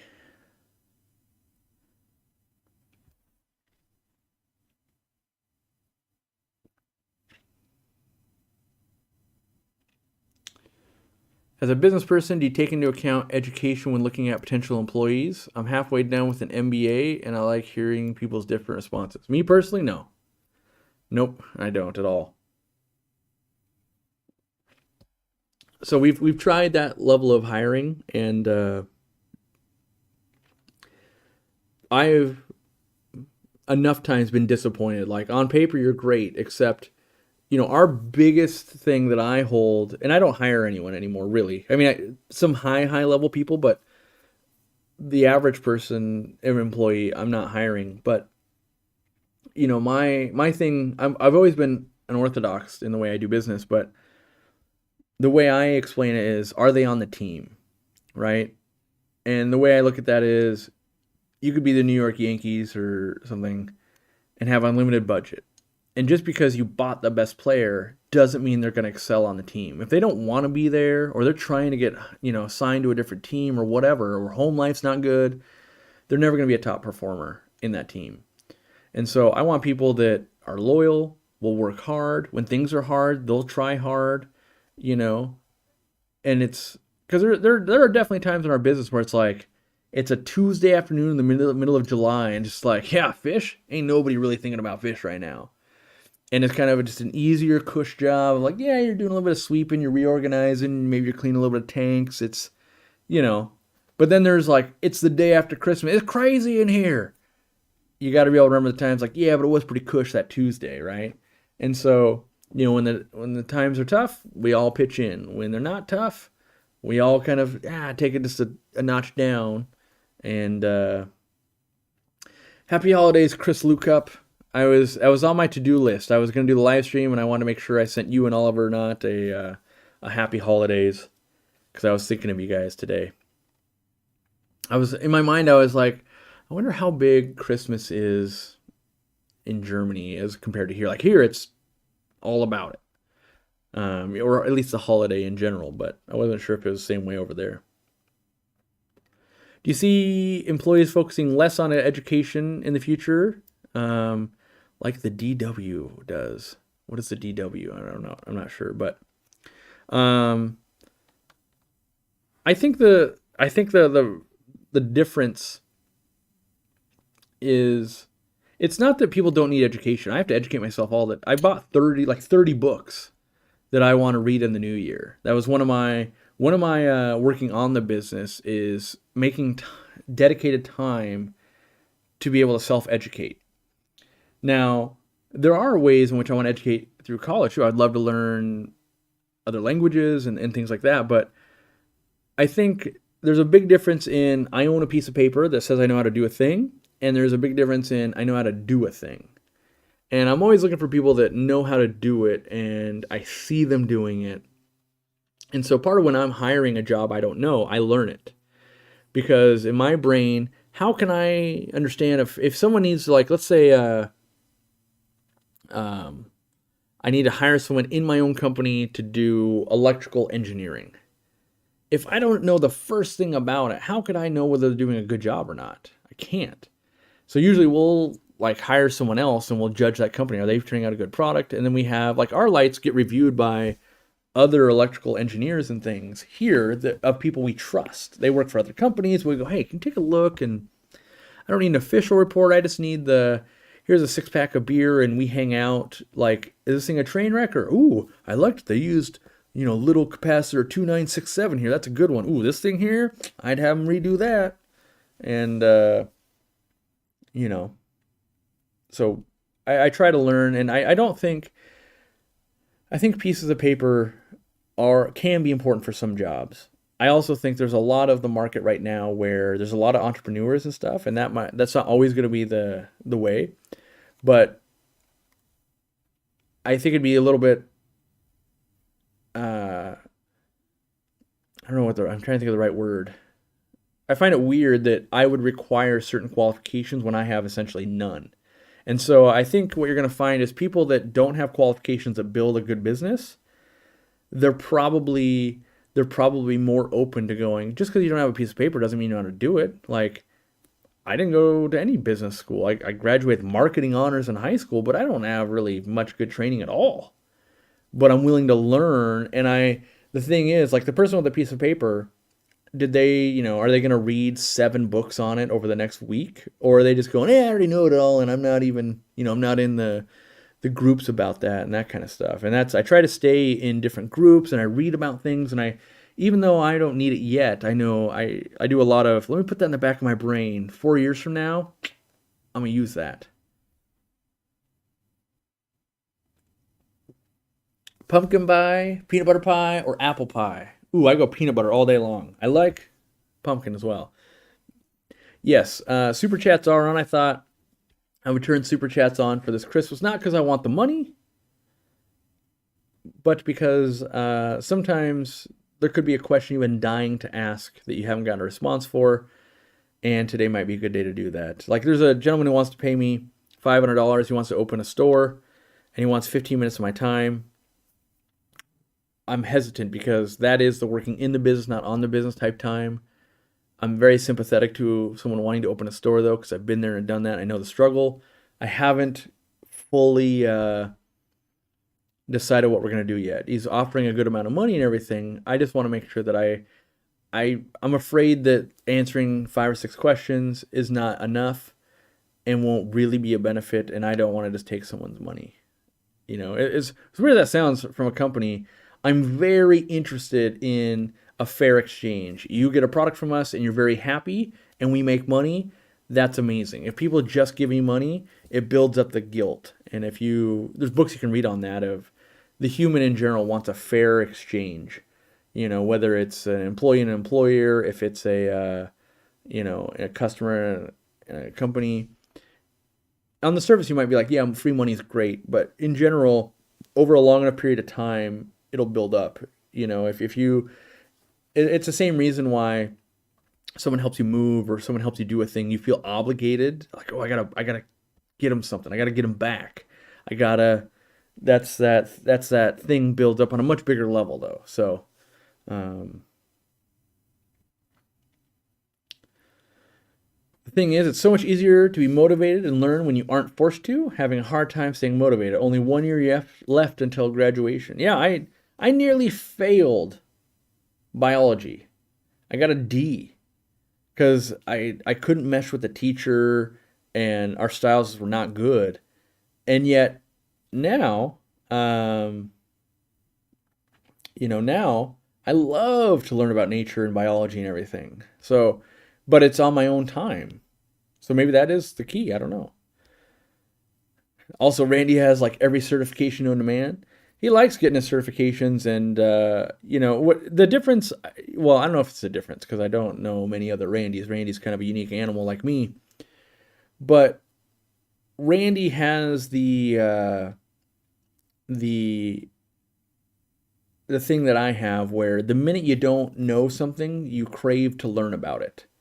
And so that's why he's now my vice president is he can do what I do. The minute you don't know, like I don't know a whole lot about that, we start learning and we'll educate each other like, hey, I found this great article. What are you reading about? What are the things that we've learned about this? And it's not just learning about it. It's have we talked to anybody in the industry? So if we're thinking about a new software, do we talk to people that are using it? Do we talk to people that hate it? Do we talk to people that love it? Do we gain knowledge in things? And so yeah, he definitely went down the path and got all these certs and stuff. But it's the quality of him wanting to dig in and learn about things he doesn't know while leveraging what he's already learned, and that's what I do. So a lot of things, half the reason I can do an analogy that's halfway decent and know stuff that I don't really know is just by I study very basic things in the world. I try to study humans and business at low levels. And so sometimes just like I realize this thing is working, but it can't work long term. It's breaking too many fundamental things. Like seeing a business that's propped up on Facebook. And what I mean by that is, you know, you're you're selling stuff on Facebook and you're using ads and you're doing all of this. It might be profitable today, but it takes an algorithm change or an economic recession or something like that. And my best example is there's like sweatpants on Facebook that are like $130 a pair, and they're spending $80 in marketing to finally get someone to buy and check out and do it. But that's only if people have the money to buy $130 sweatpants. That's only if the Facebook algorithm is allowing them. That's only if they can actually get the product. And they're competing against like a Costco where I bought them for $14 and I love them. And so there's some basic things where a lot of people go, it's working and it's making a lot of money and all of this. And I go, yes, but for how long and how safe is it? How sustainable is it? And a lot of people go, well, I'll ride it till the wheels come off. And that's just a whole different line of business that I don't really, I don't really partake in because I don't think it's sustainable. So, well, I don't have specialized certifications and things. If I was going to specialize, I would probably pick something like studying human nature, because at the bare minimum, no matter what if you're going against what human nature is, it doesn't work. Half the time when it does work, it's because we didn't understand human nature yet. We didn't do enough studying of what the human would do.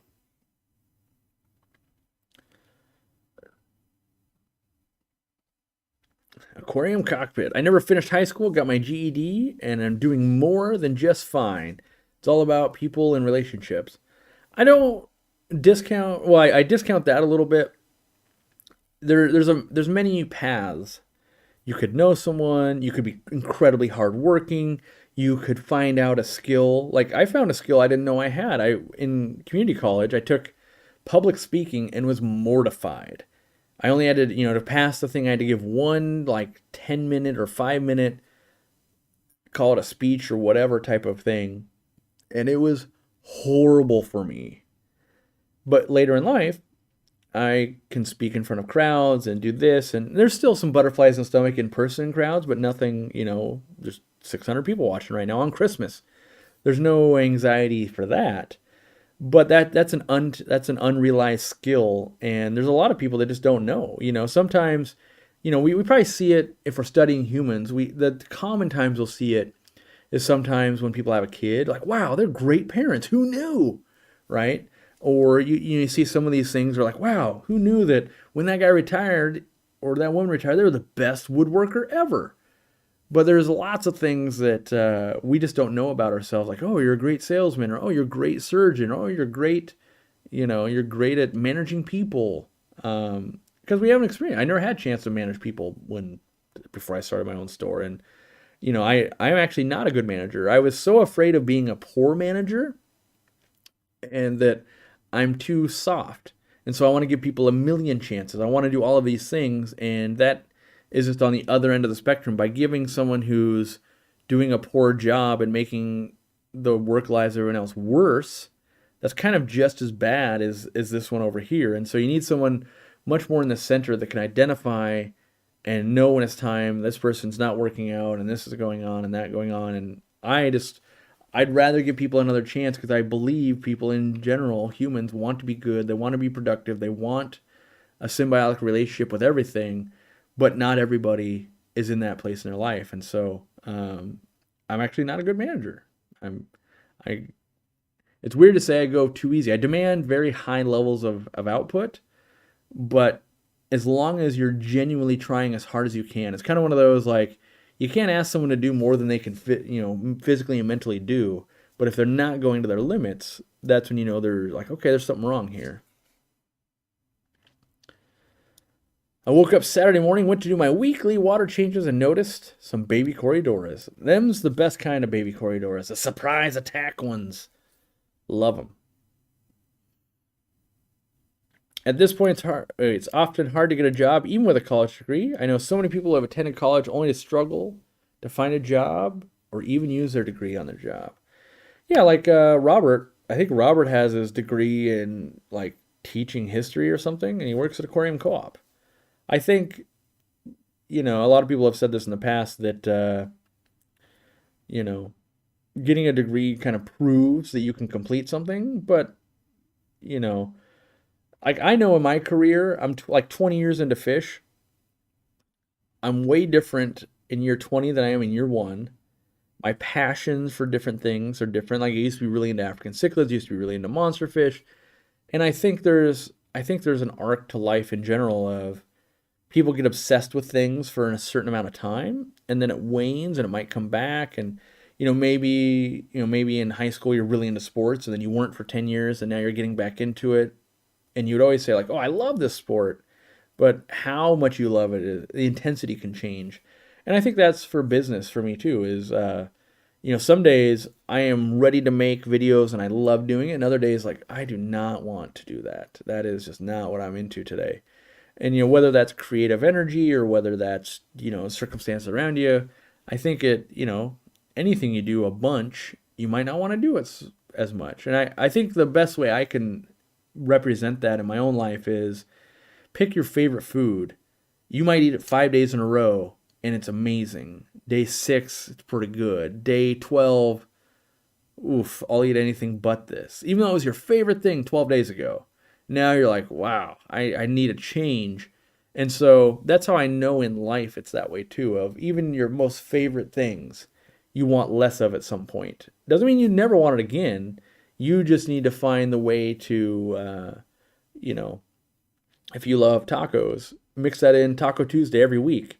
You start going, it's instead of Shark Week, it's Taco Week. Maybe you can get through it. But Taco Month, Taco Year starts getting out of control.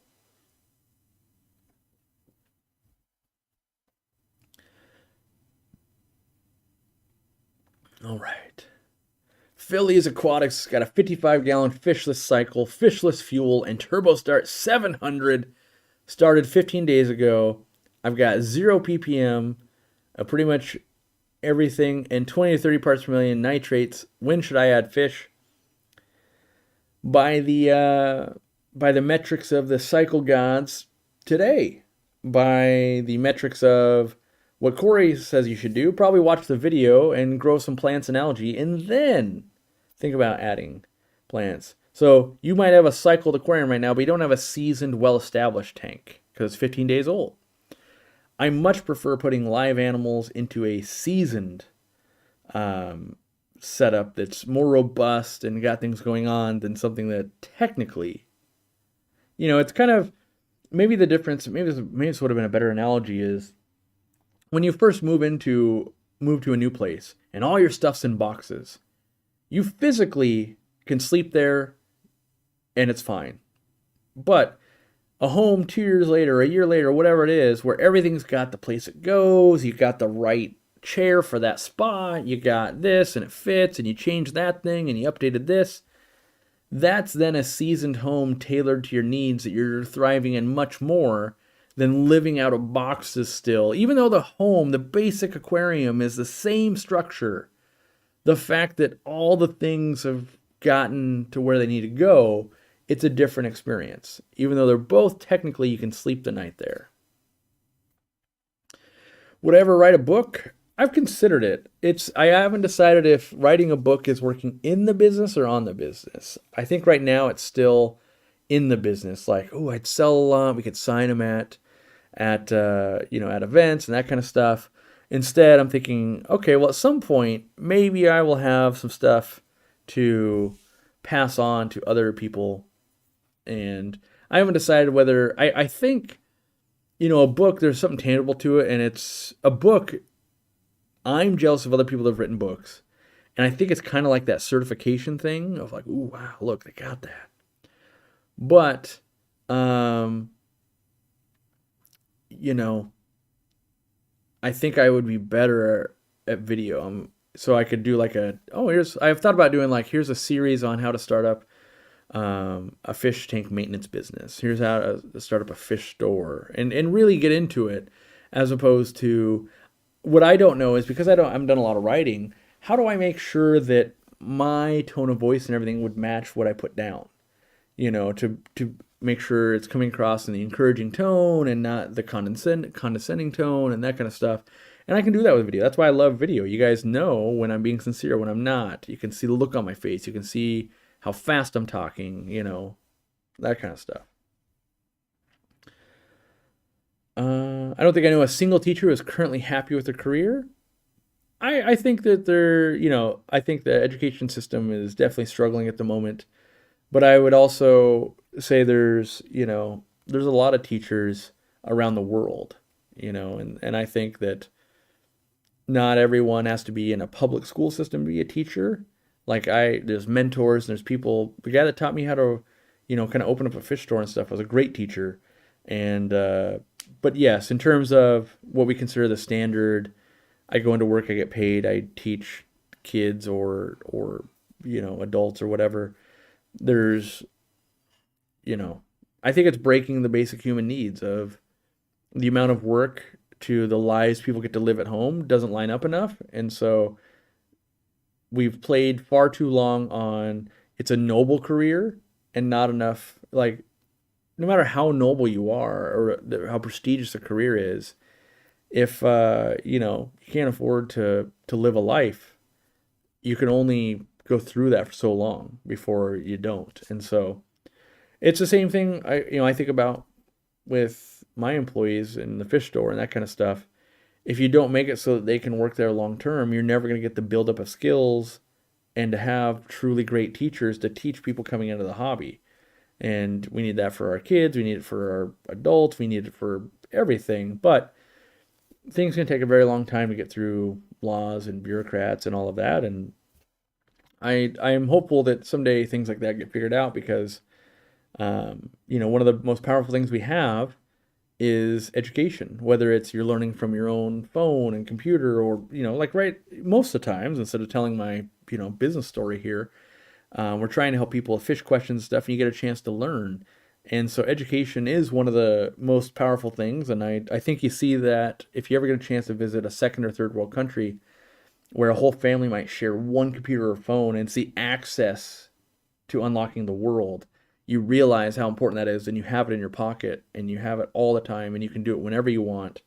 Some of us in the US get that experience too, of maybe you can only access the internet if you go to a library. You then think of, what questions do I want to ask? What do I want to look up? And you use it as a finite resource instead of an unlimited resource that most of us have access to. And when something is unlimited, you tend, in general, value it less and don't make time for it, right? We witness this all the time in life as humans, where maybe you've always been a mile from your parents, and life's been busy for 20 years, and then one day they have a heart attack and die, and you have instant regret of, why didn't I spend more time? It would have taken 5 minutes for me to go there. And I try to make sure that I'm doing the same thing. So I try to spend Sundays with my grandma every Sunday. She's closing in on 90. And after this, spending time with family, we'll be at her home for Christmas. And in the back of my mind is, I've been thinking this for years, over this last 10 years in my career. She was 80, right? So I'm doing this business from her going to 80 to 90. And whenever I got a little bit of time off, I would feel the guilt of, like, yeah, but it's not unreasonable for someone to pass away at 82 or 85 or 87, or she's 89 now. And this woman helped raise me and has supported me my entire life. And so I want to try and make sure that when her life's over, I'm not in regret of, like, yep, I built a great business and I did so much, but I neglected that. And so I think that, I think that extends to a lot of parts of life. And when something's in abundance and it's so easy, and it's all, I analyze life a lot, and so, or at least people and stuff a lot. And so I also wonder, like, why is it when you visit someone else's city, you do all the attractions and do all the things, and then in your own home city, you have all these amazing things, and you go, I'll do it someday. Pretty soon you've been there 30 years, never done half the things. And so, yeah, education, it's incredible, and it can do anything. It allows you to do anything in the world, pretty much. There's some physical limitations, but beyond that, it's one of the most powerful things any of us will ever have access to. Even, it's more powerful than money. You can have a lot of money, but if you didn't know how to tie your shoes or leave your home or imagine if I gave you if I gave a kid $1 billion, but they could never interact with another human and never learn anything, the $1 billion is useless. And so it is the biggest key to unlock the world is education. And we all have unlimited amounts. We don't all have unlimited time. We don't have unlimited money. But one of the best barriers that has ever broken down is the internet, and that has allowed us. There's almost anything we could actually research and learn. And if you want to take there's I think it's Harvard and Stanford classes and all that. If you're into that, there's also, you just read forums all day. You can learn from each other. You can watch live streams. All of that is available to us if we want it. That's the key, is if we want it. If at 7th grade biology class, I didn't want it then. I was into playing Magic the Gathering and math and that kind of stuff, and not so much, well, and the student store, right? Like, I used to work at the student store, and even back then I thought it was a racket. We're buying Papa John's pizzas every Tuesday. We sell them for, I think it was like $2. You got a slice of pizza and a can of soda, and then you do the math, you're like, this is a killing, this is amazing. But got to be the right time, the right headspace, all of that. I did the calculations recently, and if teachers were paid by child with typical babysitting rates around here, their salaries would be closer to $800K instead of $60K. Yeah, I mean, I think there's always things you can apply to other, use to justify other things. But I think also, like, because I, truth be told, I follow the teacher subreddit because it's one of the closest things to the bottom level of humans, right? When you're forming humans, they're getting their education. What are they learning? What can you learn from the people that are interacting with? So if I'm reading from teachers that are teaching 8-year-olds, I'm doing research about what is Aquarium Co-op going to be dealing with, right, in 20 years when now they're 28 and they're my prime customer. What am I on the lookout for, right? And so I think one of the biggest things that kind of still comes back to time, which we talked about that a little bit earlier, is that the average household has less time than it's ever had. And that means parents have less times to do parenting things. And if you're working 10-hour days and you're working 6 days a week and there's all of this, they're just like I'm seeking to find time in my life to spend time with my grandma and to have downtime to come up with the next big idea for Aquarium Co-op. You need downtime in your own life. So you go to work and you do all these obligations. You need downtime for you to recharge as a human, to let your brain actually rest. But then when you have little humans in your life, which I don't, and we've made that choice, you need the time to help develop that little human as well. And as things have gotten constrained more than they ever have, that's led to less, in my opinion, less time spent with a child, which means they're less engaged. Like if you don't have enough time, if you can't give 2 or 3 hours every day to your child, that's missing. And then that can get amplified at school and other bad behaviors, and there's less correction and that kind of stuff. And so, what it's scary to read about what's coming out of the teacher maybe subreddit, but know that this is all, not all. There's a lot of negativity there because it's a good space to vent, and not as many, not as many good uplifting things coming out of it. There is every once in a while, but I think it comes back to leading fulfilling lives. We need to make sure teachers are getting their needs met and fulfilled, not just money. Because I make a lot of money. I have zero time. And so there's always going to be things that need to be in balance. You need support systems at home. You need financial money. You need time. When you get sick, can you miss tomorrow, right? I was thinking about last night when we're in a room full of people. We went to dinner and maybe saw that post Christmas Eve, and they're choosing to work Christmas Eve. What happens if the trapeze artist or the singer or these people are getting sick? Who's filling in, and what's that like? And so there's all of these things always going on, and are their needs being, in my mind, I think, okay, I hope their needs are being fulfilled. They seem to be happy. They're here on Christmas Eve. We're happy. Everyone seems to be having a good time. Hopefully, needs are being fulfilled. And they get to go home and they're proud of what they did, and they got a good paycheck, and they get to spend time on a different day. And I've done this for many years where I've live streamed on Thanksgiving and Christmas and things like that. And it's a willing trade for me to spend time with you, and also spend time with my family afterwards and the night before, and we just do planning. And it used to be this way, if someone said, I'll give you $5,000 to have Christmas next week, there are some people that I would never break this tradition, and then there'd be me of going, of course, it's just another Sunday. I'll spend the time, because to me, the time with the people is the important part, not the physical day. And so I think meeting needs for everybody, it's very, very challenging. And I was explaining this to who was I explaining it to? I think an employee. But not everyone's needs are the same. Some people need more time off. Some people need more money financially. Some people need more recognition. Some people need more autonomy in their job where they're not being lorded over. Everyone's got a different set of needs, and it's very hard to create compensation packages.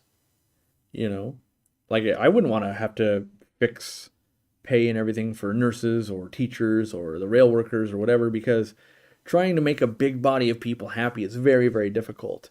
It's fairly easy to improve, right? So if you have something that's terrible, like every day someone hits my hand with a hammer, it's pretty easy to make it, okay, let's not hit your hand with a hammer, right? But to make sure that they're happy eating peanut butter pie at night after work and enjoying themselves. That's not always easy. And balancing the need of home life, I can give a great example of in my own career where I've seen stuff completely backfire on me. And that is my attempt was to force everybody to take vacation. So, because I'm a workaholic and I tend to attract other workaholics like myself, and if we never take time off, that's not good either. And so I was trying to, the first year I implemented the vacation and everything, I tried to go, okay, anything over 40 hours or 20 hours or whatever it was, you'll lose it if you don't use it. But people have lives. And so it might be that like, oh, we're not, like one example, one family, like the kids were 1 and 2, and it was a terrible time to go on vacation. They're like, it's not really resting, and this and that, and I just kind of want to work, and I need, in that instance, people would rather have the money than have the time off. But then you would have other people the exact opposite, like they want to get paid less and have more time off, and so. Now we still allow like anything. I think it's over 40 hours or so that of vacation time can be cashed out, and that's fine or whatever. But it's not easy. Some people, everyone kind of has different needs, and so it's pretty difficult to accommodate that. And what you'll find a lot of times is people want both. Like, well, I want the extra money at the end, and I want more days off, and I want to be paid more per day, but then I want to work less. Like, if you don't put critical thinking, which not everybody does, in their mind, like if I could just make the same money I make working 4 hours a week, that'd be great. Without thinking through like, well, if Candy only answers email 4 hours a week, there'll be no, like customer service won't even exist. So.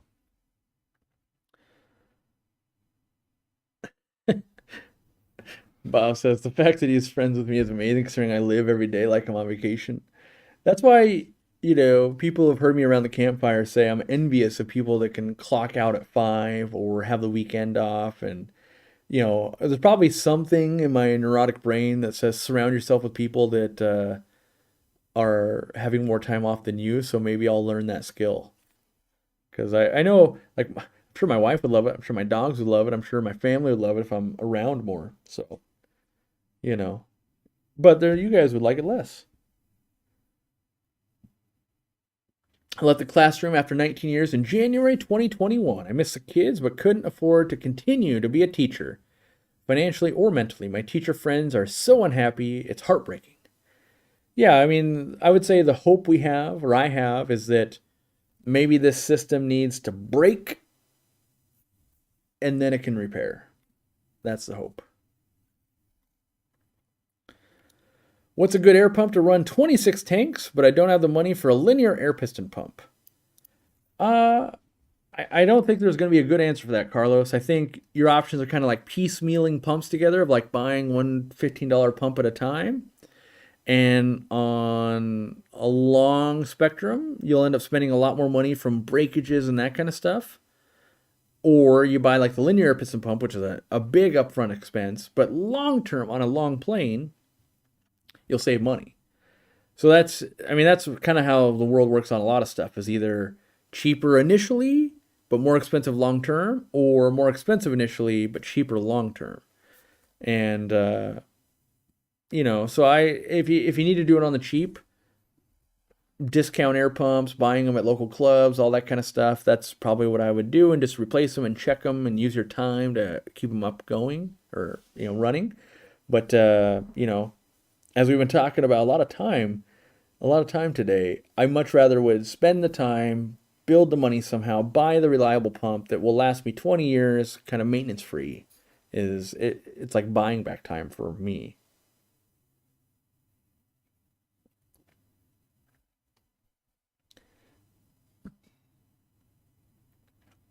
I had 2 weeks of vacation, 1 week bereavement when my mom died. I got told that I had 3 weeks vacation. Sometimes vacation isn't a vacation. Very true. It's a difficult part to be in a business or a business owner or something like that. And I tried to distill it down to just days off.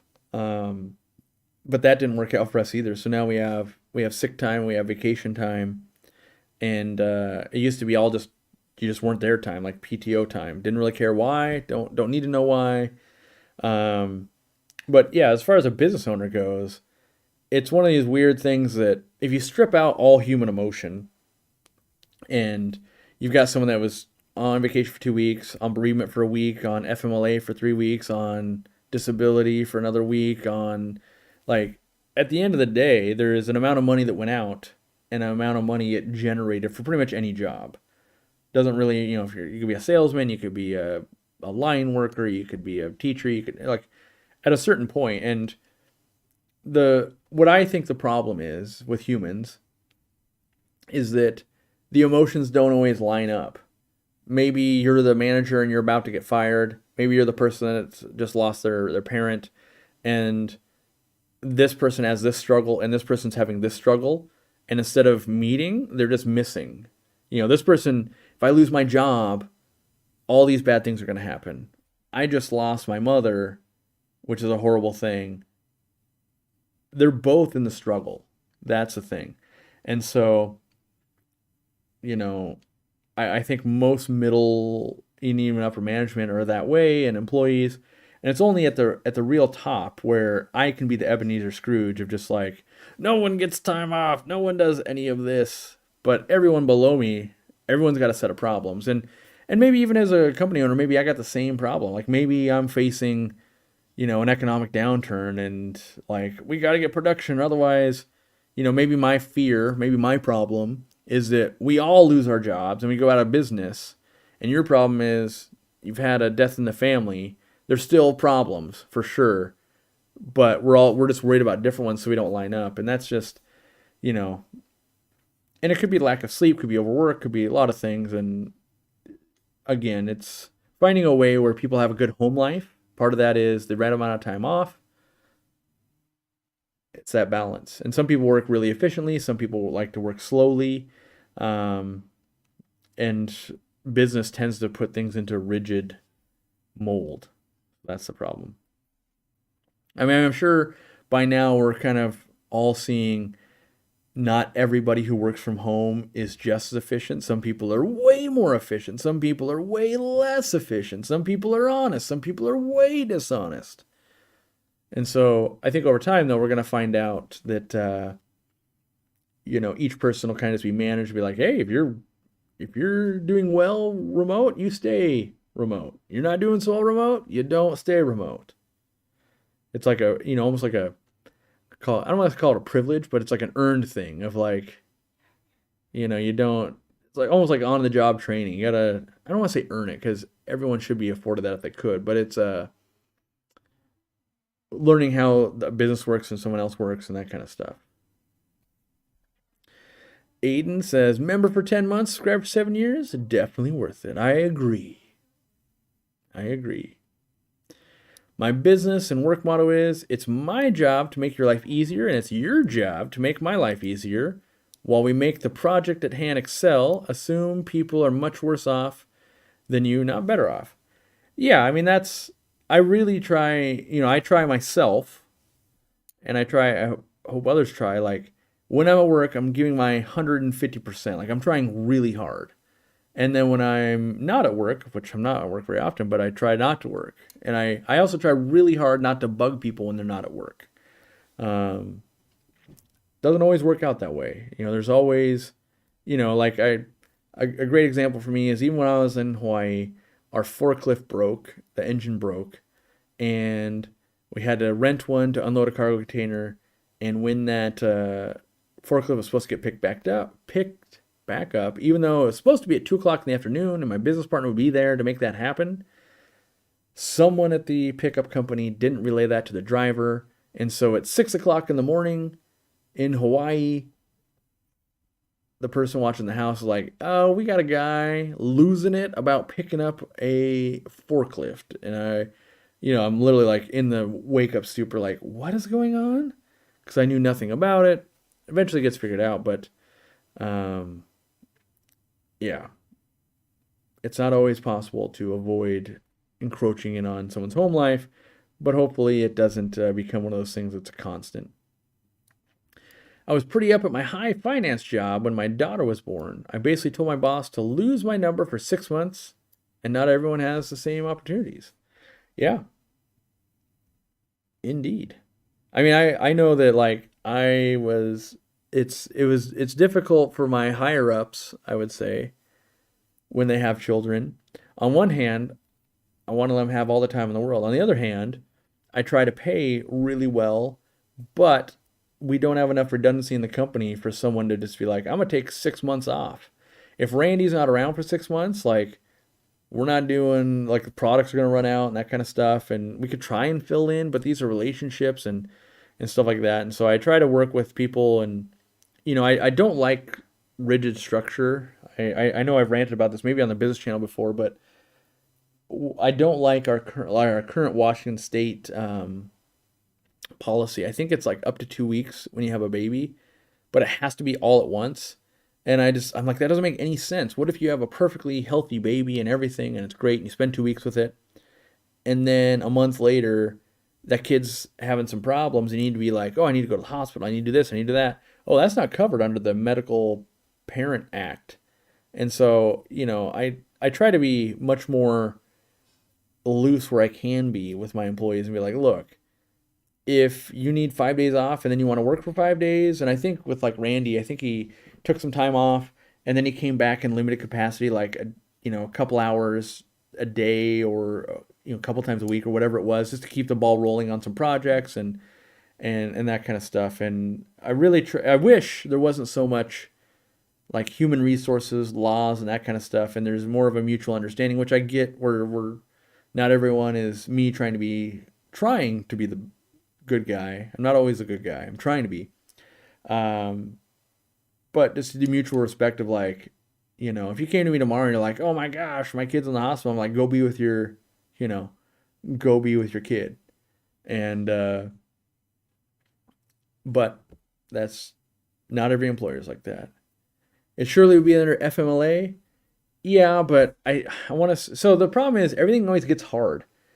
You start putting someone under FMLA, and I think they're only getting X amount of their pay. And when you have an employee, let's say you have an employee where they just got a lot of stuff going on. They got a car payment, a house payment, this, that, this. They've got child support and this thing and that thing and that thing. Hearing that they can go under FMLA, and if it's only 60%, it's kind of like them getting fired. They're like, oh, I'm going to be 40% more in debt every week that I don't get paid my full wage. And so it's not always as easy as like this protection will protect you. The real life scenarios are like, oh, well, how do we find a solution for this person that's going to work without turning the company upside down? So, and sometimes, oh, that's against the law. We can't do that or this or that or that. If I had 1 day of anonymity, how would I use it? 1 day. I think at this point, if I had 1 day of anonymity, I would go work in my store because in my mind, I would learn so much. This is assuming not even my employees would know it was me. Like I was just a new hire, like undercover boss type of thing. It would reignite my passion of why I'm there for the customer. I'd learn so much about broken things in my company that maybe people don't want to surface or too afraid to surface. Like whether it's, I climb up into the rafters and I take a nap up here, or I'm afraid if I tell Corey that this thing, I hate the product he developed, but just learning those kind of things would be valuable because I'm not at the point yet where I'm being recognized so much that 1 day I would just, be able to like, oh, I've been wanting to do that. But it could be at some point where I want 1 day of anonymity to go do XYZ with my wife and not run into something. So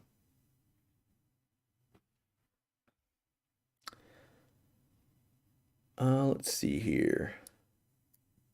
I gotta cut this soon because I gotta go be a family man. Corey seemed like such a good, honest businessman. I started watching to learn more about fish, and now I watch more to learn about my philosophies. Well, let me be very clear that when money is not an issue, for the most part, it's not for us.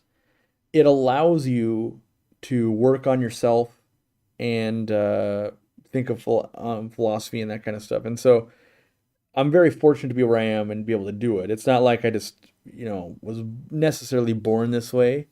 but I'm in a position I'm allowed to be, so I'm thankful for that, and I try to be present in that. It used to be I used to manifest that in the form of filming um, at my store late at night. It would just be me there, and I'd be like, I cannot believe I just own all of this.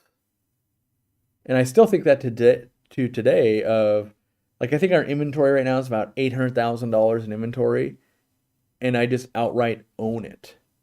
Like just thinking it's not what I like about thinking about it, it's not tangible. Like this coin right here I own, and we would sell it for $8.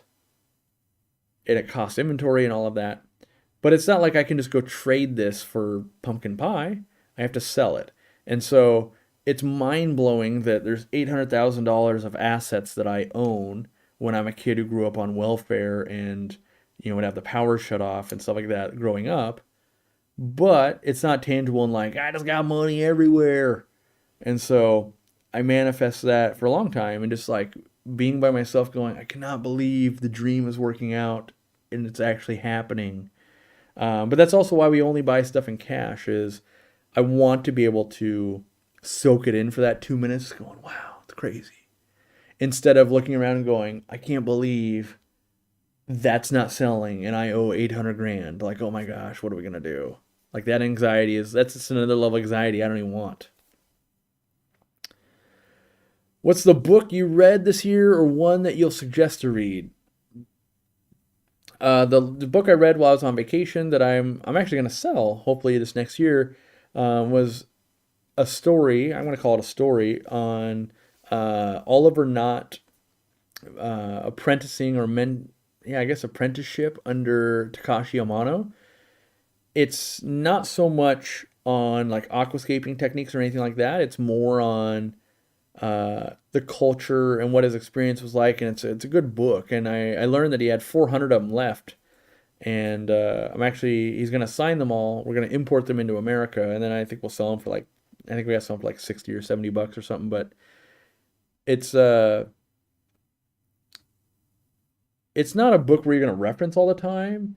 It's a book that you're like the best way I could put it is when I finished reading it, I read it all in a day.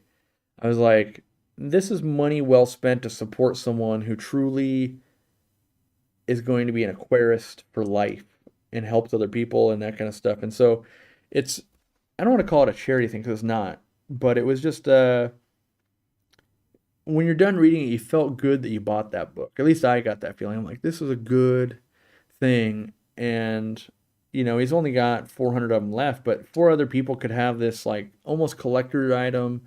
And it really documents like a piece of the history or the knowledge of Takashi Amano and everything. And there's pictures of just way behind the scenes stuff that I don't think people will have ever seen or will see again. So probably that book is what I would recommend. I've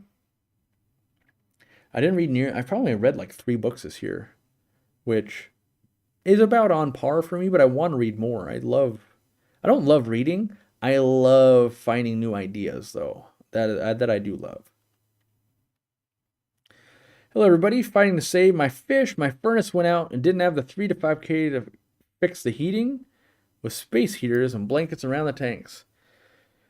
Yeah, I mean, I haven't had that scenario. Luckily, I've always had a working furnace, but like in my fish room, couldn't have a furnace and stuff. And so it was, I used a dehumidifier, an oil heater, and very slow moving fans to move the temperature around and did my best. All right, I'm going to grab like a couple more questions and I'm calling it because otherwise I'll never leave. If I'm carving out more time, any vacation plans for Dorkula and I think we're going to try to visit some of our family back in Pennsylvania. And then we haven't really planned anything else yet. Really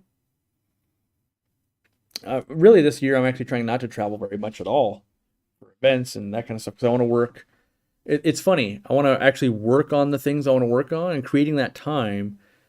Travel in general can be very stressful of just like, oh, the flight's delayed, gotta leave early, gotta do this, gotta do that, gotta see this and gotta do that. And so that actually takes up that time that I'm trying to free up. So I'm trying not to do a whole bunch of traveling. In fact, I've only committed to one thing so far in 2023. When are we going to Bonefish Grill? I don't know, Bob. When are we going? I gotta, maybe in the new year. I mean, I guess it could be before that, but not sure. I'm addicted to the Bang Bang Shrimp. Which Aquarium Co-op heater for a 35-gallon square tank? I put in the 100 water. Kind of sounds like water, but wattage. Have I ever read the book Dragon Behind the Glass about an arowana? I haven't read that book, no. I don't read a whole lot of fish books. I read more business or people-related study-type books. Mostly because I feel like I overdose on fish stuff anyway, where it's like all day works, fish, this, and this. And then to like sit down when you have the free time, like, all right, let me read about fish is not undoable. It's a little rough. So somehow studying people, because I'm always blows my mind when there's something where like, of course people do that, and it turns out like, well, we studied that over the course of 9 years, and people don't do that. And you're like, people don't do the thing that we assume they would do? Why not? I must know why. How many gallons of water is in my fish room? I'm so jealous. I can't remember. So for a while we had what, 64 totes? Wait. 14, 28, 56 totes. And they're 100 gallons, so it's 5,600 gallons. It's probably around like 7,000 gallons, but I'm trying to slim that way down so that I have less maintenance time and more time enjoying. All right. I'm calling. I got to go feed my fish even. I got to feed my fish, turn the water change system back on. You'll see in a video, my drain finally froze solid and there was water on the floor. And so I wasn't feeding ladybird because I want to make sure that I can change the water and all that. And so, yeah, I'll see you in the next video. Thanks to everyone who became a member, subscribed. Thanks to everyone who just supports me in general. Hoping those lights will be in early January. If you're waiting on place an order, that's cool. If you want to order tomorrow and spend all your gift cards you just got, that'd be even better. But otherwise, have a great holiday. We'll see you next time. And Sundays as always, even on Christmas. Oh, I think next Sunday's New Year's. I'll be there. We'll see you guys later.